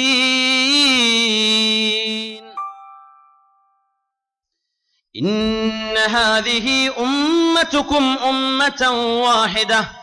നിങ്ങൾ മുസ്ലിമീങ്ങൾ എന്തെല്ലാം അഭിപ്രായ വ്യത്യാസങ്ങൾ ഉണ്ടെങ്കിൽ തന്നെയും ലാ ഇലാഹ ഇല്ലല്ലാഹ് മുഹമ്മദുർ റസൂലുള്ളാഹ് എന്ന് വിശ്വസിക്കുന്നവരാണ് നിങ്ങൾ. നിങ്ങൾ ഒരു ഉമ്മത്തികളാണ്, നിങ്ങൾ ഒന്നാണ്. വഅന റബ്ബുകും ഫഅബ്ദൂൻ, ഞാൻ നിങ്ങളുടെ രക്ഷിതാവും, അതുകൊണ്ട് നിങ്ങൾ എന്നെയാണ് ഇബാദത്ത് ചെയ്യേണ്ടത്. സൂറത്തുൽ അംബിയ അതേ ആശയം. وأن هذه أمتكم أمة واحدة وأنا ربكم فاتقون. നിങ്ങൾ ഒരു സമുദായമാണ്, അതുകൊണ്ട് നിങ്ങൾ എന്നെ ഭയപ്പെട്ട് ജീവിക്കണേ എന്ന് പരിശുദ്ധ റസൂലുള്ളാഹി സ്വല്ലല്ലാഹു അലൈഹി വസല്ലം അല്ലാഹുവിന്റെ കലാം ഓതി പഠിപ്പിക്കാൻ. ഈ ഒരു ഉമ്മത്താണ്, നമ്മൾ ഒന്നാണ് എന്ന ആ ഒരു നല്ല ചിന്ത അള്ളാഹുവിന്റെ ഉമ്മത്തിന്, മുസ്ലിം ഉമ്മത്തിന് വിജയം കിട്ടാനുള്ള വഴി അത് തന്നെയാണ്. അള്ളാഹു സുബ്ഹാനഹു വ തആല ആ ഒരു ഒരുമയുടെ ചിന്തകൾ മുസ്ലിമീങ്ങളുടെ ഖൽബിലേക്ക് അള്ളാഹു തരട്ടെ. ഞാൻ ഒരാൾ അല്ല, നമ്മൾ എല്ലാം ഒരുമിച്ച്. അങ്ങനെയാണ് ശർഇന്റെ കാഴ്ചപ്പാട്, നമ്മൾ എന്ന കാഴ്ചപ്പാട്. അള്ളാഹു തആല സംഘം 4 സംഘങ്ങളിലായിട്ട് അള്ളാഹു നമ്മളെ വിന്യസിച്ചിരിക്കുന്നത്. ഒന്ന് നമ്മൾ ഈ ഉമ്മത്താണ്, മറ്റൊന്ന്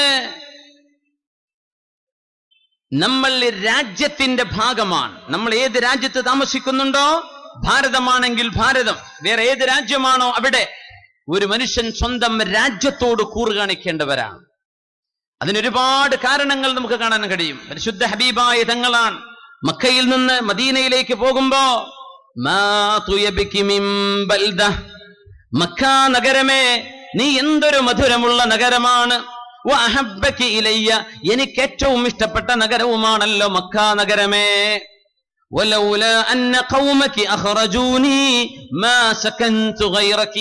മക്ക നഗരമേ, നിന്റെ ആളുകൾ എന്നെ പുറത്താക്കിയില്ലായിരുന്നെങ്കിൽ നിന്നെ വിട്ട് ഞാൻ എവിടെയും പോകുമായിരുന്നില്ല.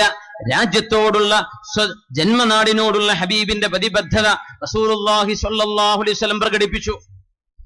3 നമ്മുടെ അയൽവാസികൾ, നമ്മുടെ അയൽപക്ക ബന്ധങ്ങൾ. അനന്തരാവകാശ സ്വത്തിൽ പോലും അവകാശമുണ്ടാകുമോ എന്ന് തോന്നുമാർ ജിബ്രീൽ അലൈഹിസ്സലാത്തു വസ്സലാം അയൽപക്ക ബന്ധങ്ങളുടെ പ്രത്യേകതകൾ നബിതങ്ങളെ അതിന്റെ മഹത്വം പഠിപ്പിച്ചു കൊടുത്തു. പരിശുദ്ധ ഹദീസിൽ കാണാൻ കഴിയും അയൽവാസികൾ. അപ്പോഴാണ് നമ്മളൊരു കറണ്ടിന്റെ ലൈന് നമ്മുടെ പറമ്പിന്റെ ഒരു മൂലയിലൂടെ കടന്നു, അത് ബുദ്ധിമുട്ടാണത്.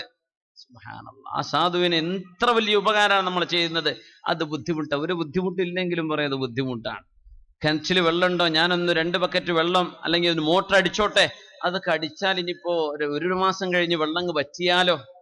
ഇപ്പൊ അടുത്തൊന്നും വറ്റുന്നല്ല, 1 മാസം കഴിഞ്ഞ് വറ്റിയാലോ. അതുകൊണ്ട് വേണ്ട.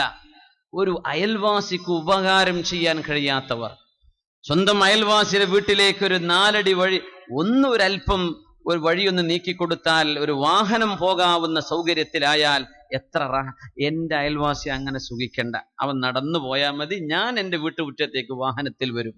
ഇങ്ങനെയൊക്കെ ചിന്തിക്കാൻ തുടങ്ങിയാൽ എവിടെയാണ് നമ്മുടെ ഒരുമയുള്ളത്? നമ്മുടെ കുടുംബ ബന്ധങ്ങളാണ് മറ്റൊന്ന്. സ്വന്തം കുടുംബ ബന്ധം. ഉമ്മയും ഉപ്പയും സ്വർഗത്തിന്റെ വാതിലാണ്. അൽ വാലിദു ഔസതു അബ്വാബിൽ ജന്ന, സ്വർഗത്തിന്റെ വാതിലുകളിൽ ഏറ്റവും നടുവിലത്തെ വാതിൽ നിന്റെ ഉപ്പയാണ്. വേണമെങ്കിൽ നിലനിർത്തിക്കോ, അല്ലെങ്കിൽ നീ ഒഴിവാക്കിക്കോ എന്ന് പരിശുദ്ധ റസൂലുള്ളാഹി സ്വല്ലല്ലാഹു അലൈഹി വസല്ലം ഉമ്മയെ സംബന്ധിച്ച് പറഞ്ഞു, ഉമ്മാന്റെ അരികത്ത് പോ, ഉമ്മായുടെ കാലിന്റെ താഴെ സ്വർഗമുണ്ട്. പരിശുദ്ധ റസൂലുള്ളാഹി സ്വല്ലല്ലാഹു അലൈഹി വസല്ലം ഇൽസംഹാ ഫഇന്നൽ ജന്നത തഹ്ത ഖദമൈഹാ എന്ന് നബി തങ്ങൾ പറഞ്ഞു. അതുകൊണ്ട് ഉമ്മാന്റെ കാലിന്റെ ചുവട്ടിൽ സ്വർഗമുണ്ട് എന്ന് പറയാൻ കാരണം, ചിലർ ആ ഒരു ഹദീസിനെ സംബന്ധിച്ച് അൽ ജന്നത്തു തഹ്ത അഖ്ദാമിൽ ഉമ്മഹാത്ത്, ഉമ്മയുടെ കാലിന്റെ താഴെയാണ് സ്വർഗം. ആ വാക്ക് ഹദീസല്ല എന്നാണ്, പക്ഷേ ആ ആശയം ഹദീസാണ്. ആ വാക്ക് ഹദീസല്ല എന്ന് വിചാരിച്ച് ഉമ്മയുടെ കാലിന്റെ താഴെ സ്വർഗമല്ല എന്നാണോ എന്റെ അർത്ഥം? അല്ലല്ല, നബി തങ്ങൾ ഉപയോഗിച്ച വാക്കതല്ല.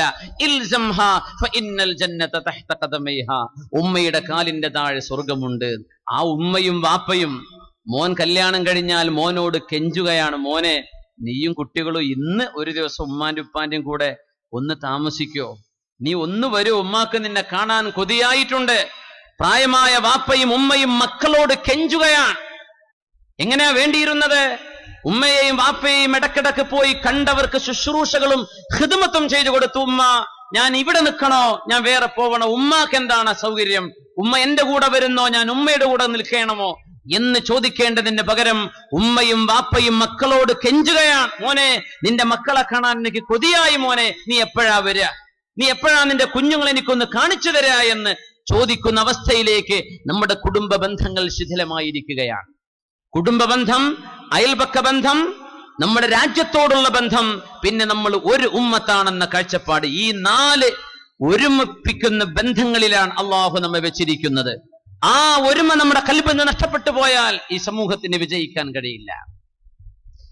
പരിശുദ്ധ റസൂലുള്ളാഹി സ്വല്ലല്ലാഹു അലൈഹി വസല്ലമ തങ്ങൾ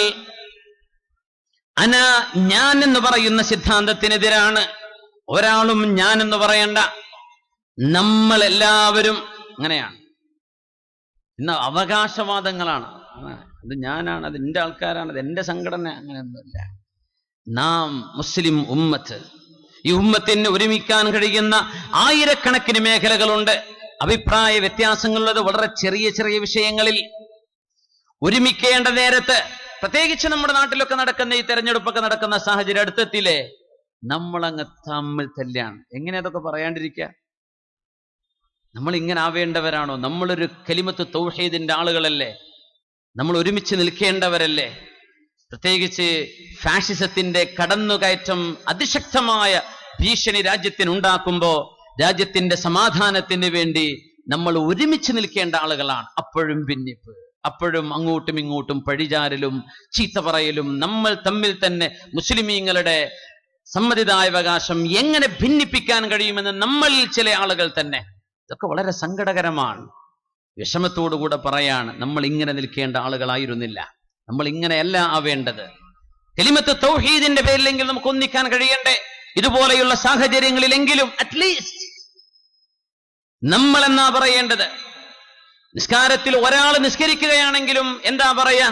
ഇയ്യാക നഅ്ബുദു വ ഇയ്യാക നസ്തഈൻ. അല്ലാഹുവേ, നിന്നെ മാത്രമാണ് റബ്ബേ ഞങ്ങൾ ആരാധിക്കുന്നത്, നിന്നിൽ നിന്ന് മാത്രമാണ് റബ്ബേ സഹായങ്ങൾ എല്ലാം എത്തുന്നത്, നിന്നോടാണ് ഞങ്ങൾ അഭ്യർത്ഥിക്കുന്നത് റബ്ബേ, നിന്നോട് മാത്രം ഞങ്ങൾ. ഇയ്യാക നഅ്ബുദു, ഒരാൾ ഒറ്റയ്ക്ക് നിസ്കരിക്കാൻ ഇയ്യാക അഅ്ബുദു, റബ്ബേ നിന്നെ ഞാൻ ആരാധിക്കുന്നു പറഞ്ഞ നിസ്കാരം ശരിയാവോ? ഇല്ല. നീ ഒരാളാണെങ്കിലും ഞങ്ങൾ എന്ന് പറ. അതുകൊണ്ടാണ് ഫാത്തിഹയിൽ ഇയ്യാക നഅ്ബുദു, എനിക്ക് സന്മാർഗ ദർശനം മതി, ഇഹ്ദിനി. ഒറ്റയ്ക്ക് നിസ്കരിക്കുമ്പോ അങ്ങനെയും, ജമാഅത്തായി നിസ്കരിക്കുമ്പോ ഇഹ്ദിന, അങ്ങനെയാണോ? നീ ഒറ്റയ്ക്ക് നിസ്കരിക്കുകയാണെങ്കിലും സന്മാർഗം ഞങ്ങൾ എല്ലാവർക്കും താ റബ്ബേ, ഇഹ്ദിന. ഇത് പറയിപ്പിക്കുകയാണ് അല്ലാഹു. 5 നേരം ബാങ്ക് വിളിക്കുമ്പോ ജമാഅത്തിന് വാ. ഒരു മഹല്ലത്തിലെ മുഴുവൻ ആളുകളും ആ ജമാഅത്തിൽ ഉണ്ടാകും. ചെറിയ നിസ്കാര പള്ളിയാണെങ്കിലും, ഇവിടെ എന്താ സ്രാമ്പ്യ എന്ന് പറയും നിസ്കാര പള്ളിക്ക് അല്ലേ? തെക്കോട്ടൊക്കെ തൈക്കാവ് എന്ന് പറയും, സ്രാമ്പ്യ. ചെറിയ നമസ്കാര പള്ളികൾ, കൊച്ചു മസ്ജിദുകൾ, ചെറിയ ചെറിയ പള്ളികൾ, അസ്ർ നിസ്കാരം, ളുഹർ ഒക്കെ നടക്കും. ജുമുഅ നടക്കുമ്പോ ആ മഹല്ലത്തിലെ പ്രധാനപ്പെട്ട അൽ മസ്ജിദുൽ ജാമിഅ, ജുമുഅ നിസ്കരിക്കുന്ന പള്ളിക്ക് അതാണ് പറയാ അൽ മസ്ജിദുൽ ജാമിഅ. ആ പള്ളിയിൽ മഹല്ലത്തിലെ എല്ലാ കൊച്ചു പള്ളികളിലും നിസ്കരിക്കുന്നവർ ജുമുഅ നിസ്കരിക്കാൻ ഇവിടെ വരണം. ആഴ്ചയിൽ ഒരു കൂടലായി. കൊല്ലത്തിൽ അല്ലാഹു 30 ദിവസം ലോക മുസ്ലിമീങ്ങളെ മുഴുവനും ഒരു നേരത്തെ അല്ലാഹു ഒരു വിഷയത്തിൽ ഒരുമിച്ച് ചേർക്കുന്നുണ്ട്. അതാണ് ഇനി വരാൻ പോകുന്ന റമദാൻ. അതെങ്ങനെ? മഗ്രിബിന്റെ വാങ്ക് കൊടുക്കുമ്പോ ഏത് രാജ്യത്തോ ഏത് വീട്ടിലോ ഏത് നാട്ടിലോ ആയിക്കൊള്ളട്ടെ, മുസ്ലിമിന്റെ കയ്യിൽ കാരക്കയുണ്ട്, ബിസ്മില്ലാഹി ചൊല്ലി. ആ നേരം കോടിക്കണക്കിന് മുസ്ലിമീങ്ങൾ ഒരേ സമയം ബിസ്മി ചൊല്ലി കാരക്കയും വെള്ളവും കുടിക്കുന്നൊരു നേരമുണ്ട്. 30 ദിവസം എല്ലാ മുസ്ലിമീങ്ങളും ഒരുമിച്ച് ഒരേ കാര്യത്തിൽ അള്ളാഹു ഒരുമിപ്പിക്കുകയാണ്. അത് കഴിഞ്ഞൊരു ആഗോള സമ്മേളനം, പരിശുദ്ധമായ ഹജ്ജ്. കഴിയുന്ന മുഴുവൻ ആളുകളും അങ്ങോട്ട് വാ, അള്ളാഹുവിന്റെ തിരുമുറ്റത്തേക്ക് നമ്മളെ വിളിച്ചു ചേർക്കുകയാണ്. ഒരുമയാണ് ഇതൊക്കെ. നമസ്കാരം കഴിഞ്ഞിട്ട് ഇറങ്ങുക, എന്നിട്ട് പിന്നെ മഹല്ലത്തിനെതിരെ സിന്ദാബാദ് വിളിക്കുക. നമസ്കാരം കഴിഞ്ഞിട്ട് ഇറങ്ങുക, കമ്മിറ്റിക്കാർ തമ്മിലടി. എന്താ ഇതിന്റെ അർത്ഥം? ഒരു ഇമാമിന്റെ കീഴിൽ ഇന്നമാ ജുഇലൽ ഇമാമു ലിയുഅ്തമ്മ ബിഹി. ഇമാം എന്ന് പറയുന്നത് ആ ഇമാമാണ് നിയന്ത്രിക്കേണ്ടത്, ആ ഇമാമാണ് നേതൃത്വം നൽകേണ്ടത്. പിന്നിലുള്ള ആളുകൾ ഇമാമിനെ അനുസരിക്കേണ്ടവരാണ്. ഇത് 5 നേരം പഠിപ്പിക്കുന്നത് നേതൃത്വത്തെ ചീത്ത പറയരുതെന്നും നേതൃത്വത്തെ അംഗീകരിക്കണമെന്ന് പഠിപ്പിക്കാനാണ്. ഇതാണ് മുസ്ലിം ഉമ്മത്തിന്റെ സംസ്കാരം. 5 നേരം നമുക്കതിന് ട്രെയിനിങ് നടന്നുകൊണ്ടിരിക്കുകയാണ്. പക്ഷേ നേതൃത്വത്തിനെതിരെ അപവാദങ്ങൾ, അല്ലെങ്കിൽ ചീത്തവിളികൾ, അല്ലെങ്കിൽ അനുസരണക്കേടുകൾ, ഇങ്ങനെയൊക്കെ വരുമ്പോ എവിടൊക്കെയോ അഴിച്ചുപണികൾ അനിവാര്യമാണ്. മുഅ്മിനീങ്ങളെ, അഴിച്ചുപണി അനിവാര്യമാണ്. നമ്മുടെ മനസ്സുകൾ തമ്മിൽ യോജിക്കേണ്ട സമയം അതിക്രമിച്ചു കഴിഞ്ഞു. പരിശുദ്ധ റസൂലുള്ളാഹി സ്വല്ലല്ലാഹു അലൈഹി വസല്ലം തങ്ങൾക്ക് ഒരു പ്രാർത്ഥനയാണുള്ളത്, ഉമ്മത്തി ഉമ്മത്തി, എന്റെ ഉമ്മച്ചികളെ, എന്റെ ഉമ്മച്ചികളെ എന്ന്. എന്റെ മോള് ഫാത്തിമ, തങ്ങൾ അങ്ങനെയല്ല വിളിക്കണത്. എന്റെ മോനെ, മരുമകനെ അലിയേ, എന്റെ മോനെ ഹുസൈനെ, ഹസനെ എന്നല്ല ഹബീബിന്റെ വിളിയാളം. ലികുല്ലി നബിയിൻ ദഅവത്തുൻ മുസ്തജാബ ഫതഅജ്ജല കുല്ലു നബിയിൻ ബിദഅവതി വഇന്നി ഇഖ്തബഅതു ദഅവതി ശഫാഅതൻ ലിഉമ്മതി എന്ന് പരിശുദ്ധ റസൂലുള്ളാഹ് സ്വല്ലല്ലാഹു അലൈഹി വസല്ലം എല്ലാ പ്രവാചകന്മാർക്കും ചോദിച്ചാൽ ഉടനടി ഉത്തരം കിട്ടുന്ന ഒരു പ്രാർത്ഥന അള്ളാഹു നൽകിയിരുന്നു. ആ പ്രാർത്ഥന എല്ലാ നബിമാരും ഈ ലോകത്ത് തന്നെ ഉപയോഗിച്ചു കഴിഞ്ഞു. എന്റെ പ്രാർത്ഥന ഞാൻ ഉപയോഗിച്ചിട്ടില്ല, അത് ഞാൻ പരലോകത്തേക്ക് മാറ്റിവെച്ചിരിക്കുകയാണ്. ആ പ്രാർത്ഥന എന്താണ്? അല്ലാഹുവേ, എന്റെ ഉമ്മത്തികളിൽ പാപികൾക്ക് പുറത്തു കൊടുക്കണമേ. ഉമ്മത്തി, എന്റെ കുടുംബം, ഞാൻ എന്നല്ല നബി പറയുന്ന നബിയുടെ ദുആ, എന്റെ സമുദായമേ എന്നാണ്. അതിലൊക്കെ അല്ലാഹു നമ്മളൊക്കെ പെടുത്തി തരട്ടെ. ആമീൻ. യൗമ യദഉ ആദമുൻ വ അംബിയാ നഫ്സി നഫ്സി നഫ്സി നഫ്സി നഫ്സിയാ യൗമ യദഉ ഖൈറു ഖൽഖിൽ അംബിയാ ഉമ്മത്തി യാ ഉമ്മത്തി യാ ഖൗമിയാ. അമ്പിയാക്കന്മാർ ഓരോരുത്തരും എന്റെ ശരീരമേ, എന്റെ കാര്യമേ എന്ന് പറയുമ്പോഴാണ് എന്റെ ഉമ്മത്തികളെ എന്ന് വിളിച്ചു പറയുന്ന പരിശുദ്ധ റസൂലുള്ളാഹ്. ഉമ്മത്തികൾ എന്ന ഭാവം, നമ്മൾ എന്ന ഭാവം പരിശുദ്ധമായ ഖന്തഖ് യുദ്ധം നടക്കുമ്പോ പൊട്ടിക്കാൻ കഴിയാത്തൊരു പാറക്കല്ല്, പാതിരാത്രി സമയം സ്വഹാബത്തിന് ഇരുട്ടിന്റെ ഘനീഭവിച്ച ഇരുട്ടുകൊണ്ട് ഒന്ന് മലമൂത്ര വിസർജനത്തിന് പോലും പോവാൻ ധൈര്യം വരാത്ത ഇരുട്ടിന്റെ ഉള്ളിൽ അള്ളാഹുവിന്റെ ഹബീബിനോട് വന്ന് പറഞ്ഞു, നബിയേ, ഈ രാത്രി നമ്മൾ പാറ പൊട്ടിച്ചില്ലെങ്കിൽ നമ്മുടെ ഖന്തഖിന്റെ പണിയങ്ങ് പാതി വഴിയിൽ നിന്നു പോകും. ഹബീബായ നബി തങ്ങൾ ഹാമറെടുക്കുന്നു. ഹബീബിന്റെ പരിശുദ്ധമായ കൈകൊണ്ട് ആ പാറ പൊട്ടിക്കുകയാ ചെയ്യുന്നത് റസൂലുള്ളാഹ് സ്വല്ലല്ലാഹു അലൈഹി വസല്ലം. അവിടുത്തെ വയറ്റിൽ 2 കല്ല് വെച്ച് കെട്ടിയിട്ടുണ്ട്. 2 കല്ലുണ്ട് വയറിന് ഭാരം തോന്നാൻ. വിശപ്പിന്റെ കാഠിന്യം കൊണ്ട് മുഅ്മിനെ, വിശപ്പിന്റെ കാഠിന്യമൊക്കെ കണ്ണൂർക്കാർക്ക് പറഞ്ഞാൽ മനസ്സിലാവുമോ എന്നറിയില്ല. മനസ്സിലാവുമോ? അള്ളാഹു റിസ്ക് വല്ലാത്ത ബർക്കത്ത് നടാൻ അള്ളാഹു ഇത് നിലനിർത്തി തരട്ടെ. ബറാത്തിന്റെ ഖയാസീന് മുടങ്ങാതെ ഓതുണ്ടെന്ന് എനിക്ക് തോന്നുന്നത്. അൽഹംദുലില്ലാഹ്. പട്ടിണി കിടന്നിട്ടേ വയറിൽ കല്ല് വെച്ച് കെട്ടിയത് ഓരോരുത്തരും ഒരു കല്ല് നമ്മൾ കേട്ടിട്ടുണ്ട്. നബി തങ്ങൾ എത്രണ്ണം കെട്ടി? 2 കല്ല്. അപ്പോഴാണ് മഹാനായ ജാബിർ ഇബ്നു അബ്ദില്ലാഹി റളിയല്ലാഹു അൻഹു ചെറിയൊരു ഭക്ഷണം ഹബീബിന് കൊടുക്കാൻ വേണ്ടി ഭാര്യയോട് ചോദിക്കുന്നത്. വീട്ടിൽ ചെന്നിട്ട് ഭക്ഷണം വല്ലതുണ്ടോ? കുറഞ്ഞ മാംസവും കുറച്ച് മാവുണ്ട്, നബി തങ്ങൾക്ക് റൊട്ടി കൊടുക്കാം. നബിയെ, ഒന്ന് വീട്ടിലേക്ക് വരും നബിയെ, ഇത് കാണാൻ എന്നെ കൊണ്ട് വയ്യ, അങ്ങേക്കുള്ള ഭക്ഷണം എൻ്റെ അടുത്തുണ്ട്. ഞങ്ങൾ എന്താ ചോദിച്ചെന്നറിയോ? വഹദീ യാ ജാബിറു, ജാബിറേ, ഞാൻ ഒറ്റക്കോ? എന്നെ ഒറ്റക്ക് വിളിക്കുന്നുള്ളൂ, ഇവരൊക്കെ കൂടെ വേണ്ടേ? അവർക്കൊക്കെ വിശപ്പില്ലേ? നബിയെ, അതിന് മാത്രമുള്ള ഭക്ഷണം എന്റെ പുരക്കില്ല നബിയെ, അതുകൊണ്ടാ. അങ്ങും 2 കൂട്ടുകാരും വന്നോളി നബിയെ, സിദ്ദീഖ് എന്നവരും ഉമർ എന്നവരും. അത്രക്ക് മതി. ഉസ്താദും ഖത്തീബ് ഉസ്താദും സദർ ഉസ്താദും അത്രേ ഉള്ളൂ. മുല്ലാക്കെ ഇത്രേ പറ്റൂ നബിയെ, എൻ്റെ അടുത്ത് എന്തില്ല, എല്ലാവർക്കും ഇല്ല. തങ്ങളല്ലേ ഖന്തഖിൽ വിളിച്ചു പറഞ്ഞത്, അസ്ഹാബി, എന്റെ സ്വഹാബികളെ എല്ലാരും വരി, ഇന്ന് ജാബിറിന്റെ വീട്ടിൽ ഭക്ഷണമുണ്ട്.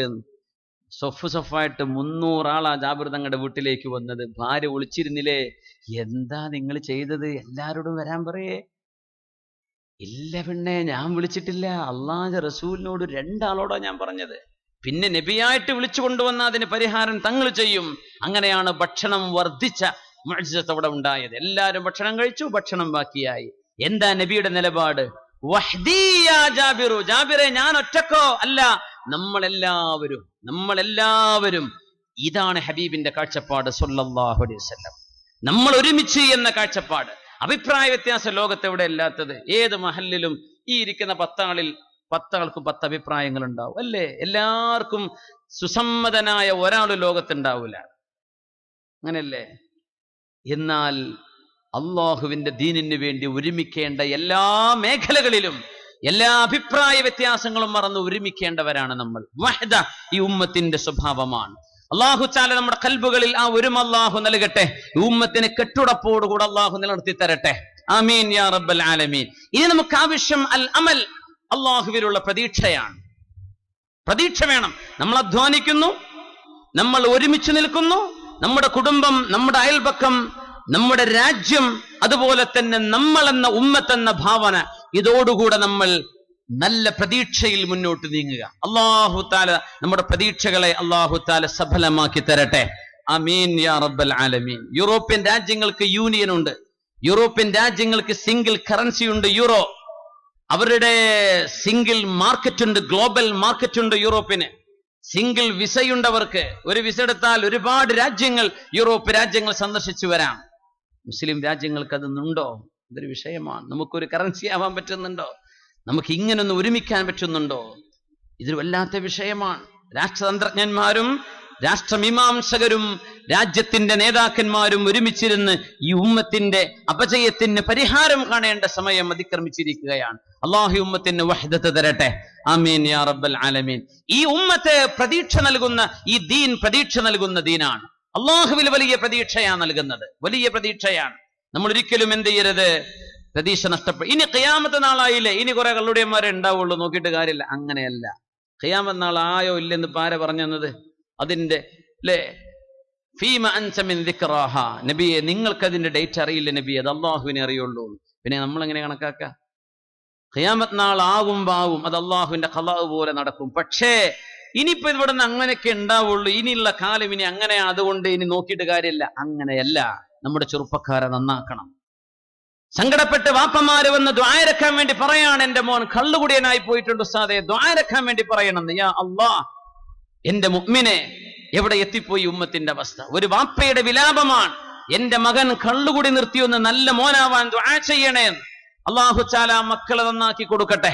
ആ ഉപ്പയുടെ കണ്ണിന് അല്ലാഹു കൺകുളിർമ നൽകുന്ന സന്തോഷം ആ മക്കളിൽ അല്ലാഹു കാണിച്ചു കൊടുക്കട്ടെ.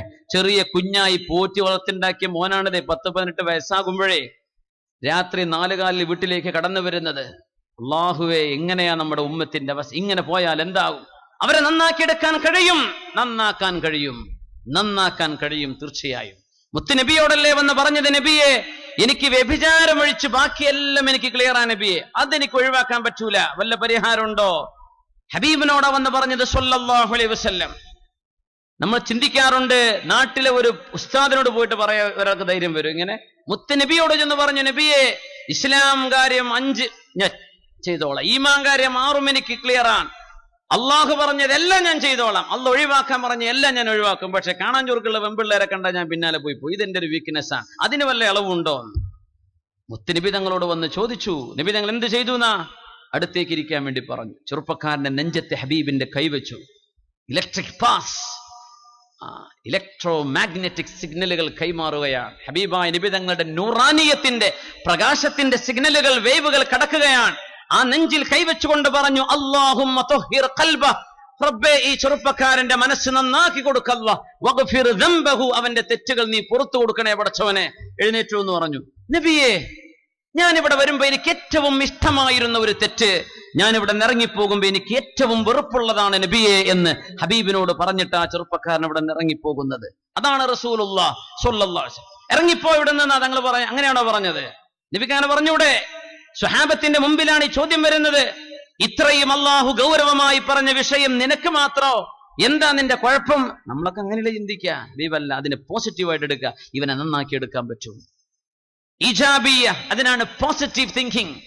എപ്പോഴും ഒരു ഗ്ലാസ് വെള്ളം കിട്ടിക്കഴിഞ്ഞാൽ, 1/2 ഗ്ലാസ് വെള്ളമുണ്ടെങ്കിൽ 2 തരം മനുഷ്യന്മാരെ ഇതിപ്പോ എന്താ നിങ്ങൾ കാണുന്നത് എന്ന് ചോദിച്ചാൽ, ഒരു വിഭാഗം പറയും 1/2 ഗ്ലാസ് വെള്ളമുണ്ട്, വേറൊരു വിഭാഗം പറയും 1/2 ഗ്ലാസ് കാലിയാണ്. അപ്പൊ ആ കാലിയാവുന്നത് കാണുന്ന ആളുകളുണ്ട്, ഉള്ളത് നന്മയെ കാണുന്നവരുണ്ട്, തിന്മയെ. ഇത് രണ്ടും സമൂഹത്തിന്റെ ഭാഗമാണ്. ഈ ഉമ്മത്തിൽ കാണാൻ പറ്റും. മനുഷ്യരിൽ അങ്ങനെയാണ്. എപ്പോഴും ഒരു കാര്യം വീക്ഷിക്കുമ്പോൾ 2 രീതിയിലാണ് മനുഷ്യന്മാർ ചിന്തിക്കുക. അങ്ങനെയാണ്.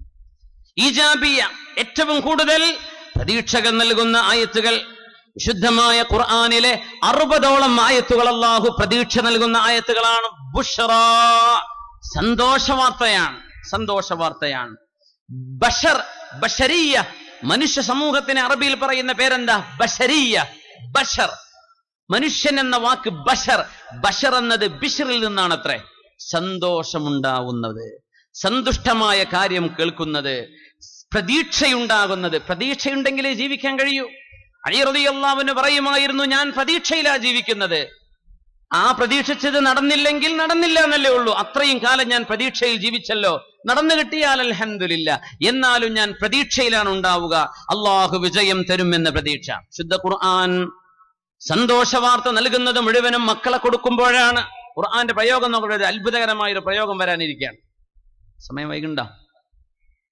വിശുദ്ധ ഖുർആൻ സന്തോഷം, ബുഷ്റ എന്നൊക്കെ പറഞ്ഞത് മക്കളെ അള്ളാഹു കൊടുക്കുന്ന കാര്യം പറഞ്ഞപ്പോഴാണ്. അള്ളാഹു നമ്മളെ കൂട്ടത്തിൽ മക്കളില്ലാത്തവർക്ക് കൺകുളിർമയുള്ള മക്കളെ അള്ളാഹുവേ നീ നൽകണേ തമ്പുരാനെ. വെള്ളിയാഴ്ച അസ്റിന്റെയും മഗ്രിബിന്റെയും ഇടയിൽ ദുആഇന് ഉത്തരമുണ്ടല്ലോ റബ്ബേ. ഞങ്ങളുടെ സദസ്സിലിരിക്കുന്ന ഞങ്ങളോട് ദുആ ചെയ്യാൻ വേണ്ടി പറഞ്ഞ മക്കളില്ലാത്ത ഒരുപാട് ദമ്പതിമാർ, അള്ളാഹുർക്ക് കൺകുളിർമയുള്ള മക്കളെ നീ കൊടുക്കണമേ അള്ളാഹ്. ആമീൻ യാ റബ്ബൽ ആലമീൻ. ഫബശ്ശർനാഹു ബിഗുലാമിൻ ഹലീം. ഇബ്രാഹിം നബി അലൈഹിസ്സലാമിന് ഇസ്മായിൽ എന്ന കുഞ്ഞു ജനിക്കുമെന്ന് അള്ളാഹു സന്തോഷ വാർത്ത കൊടുത്തു. ബശ്ശർന, 60ഓളം ആയത്തുകളിൽ ബശ്ശർന, സന്തോഷ വാർത്ത, സന്തോഷ വാർത്ത വിശുദ്ധ ഖുർആനിൽ കാണാൻ കഴിയും. 60ഓളം ആയത്തുകൾ. فبشرناها بإسحاق ومن وراء إسحاق يعقوب. സാറാ ബീവി നിങ്ങൾക്ക് ഇസ്ഹാഖ് എന്ന പൊന്നുമോൻ ജനിക്കുമെന്നും ഇസ്ഹാഖ് നബിക്ക് ശേഷം യാക്കൂബ് നബി ജനിക്കുമെന്നും സാറ ബീവിയോട് നാം സന്തോഷം വാർത്ത അറിയിച്ചു കൊടുത്തു. ഖുർആൻ പറയാം, സാറ ബീവിയും ഇസ്ഹാഖ് നബിയുടെയും ഖബർ രണ്ടും ഒരുമിച്ച് മസ്ജിദുൽ ഖലീലിലാണ്. ഫലസ്തീനിലെ ഇബ്രാഹിം നബിയുടെ പള്ളിയുണ്ട്, അൽ ഹറമുൽ ഖലീലി.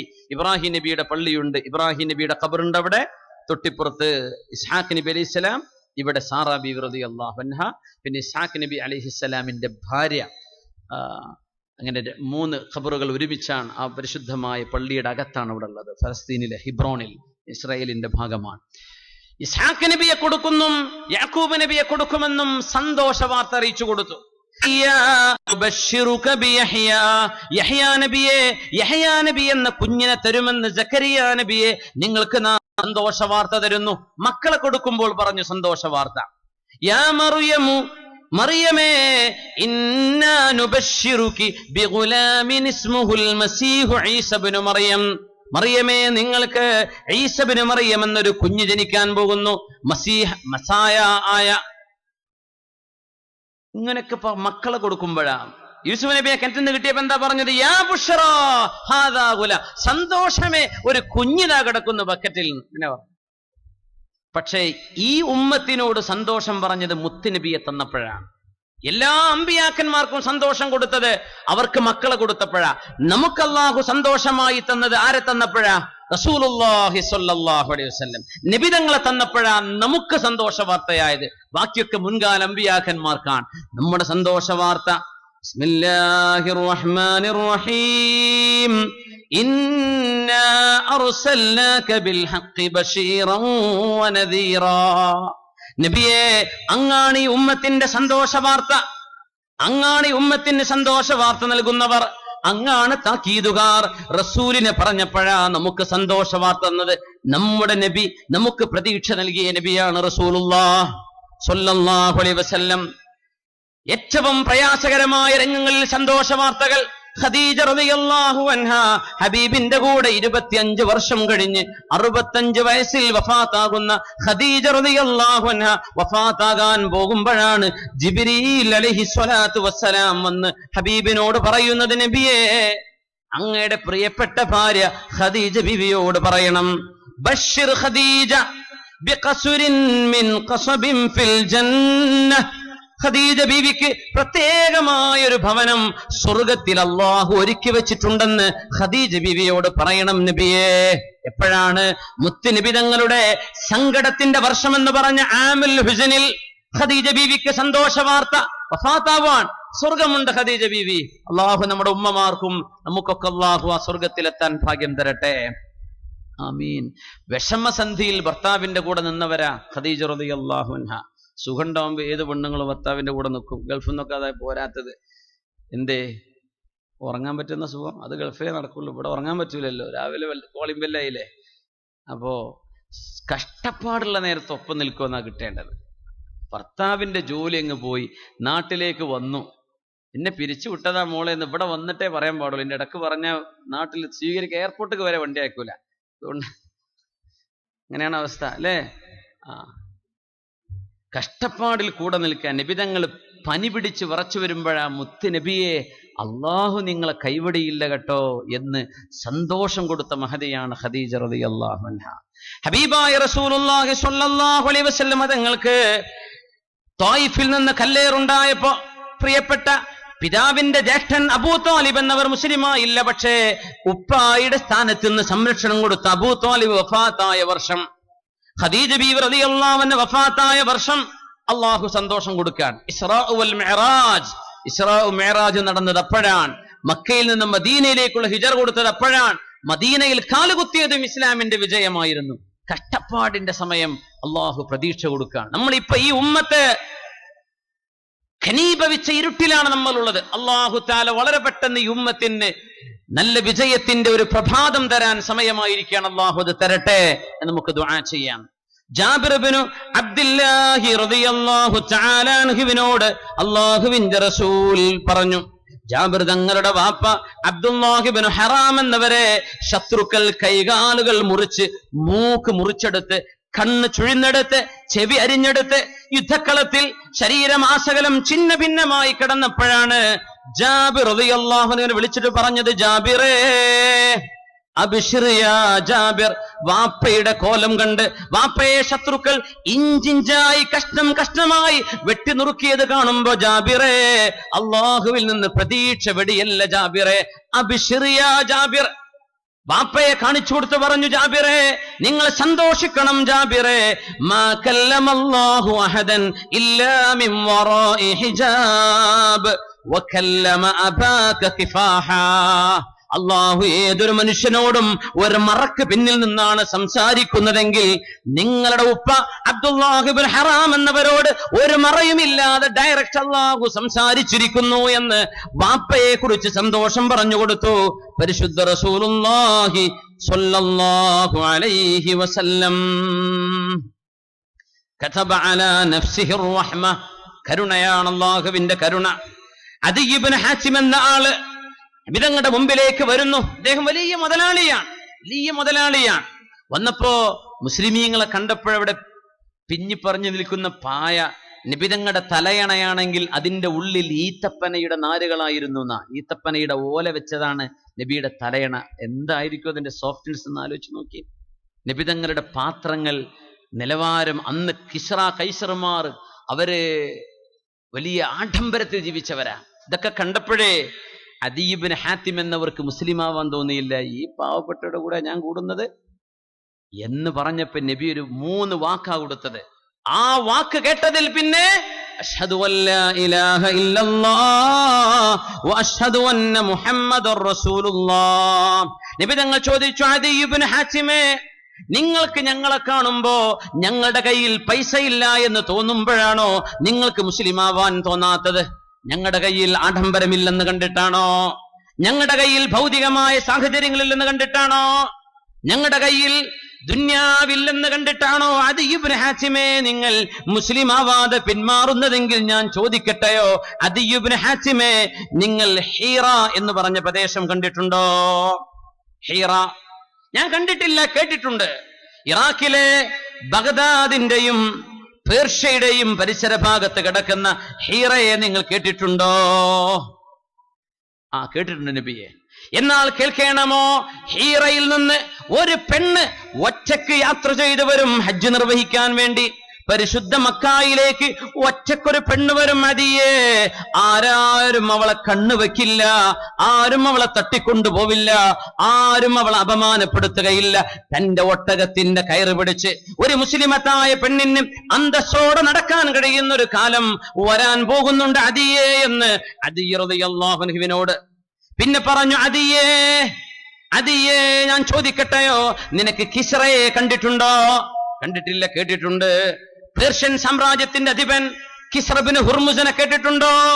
കേട്ടു നബിയെ, കേട്ടു. കിസ്റബിന് ഹുർമുസിന്റെ സർവ്വസമ്പത്തും ഇസ്ലാമിന്റെ ഖജനാവിലേക്ക് വരാൻ പോകുന്നുണ്ട്. അദിയെ, ഞങ്ങൾ പാവങ്ങളാണെന്ന് കണ്ട് മുസ്ലിമാവാതെ നിന്റെ ആഖിറം നഷ്ടപ്പെടുത്തണ്ട. ഞങ്ങൾ പറഞ്ഞു കൊടുത്തു.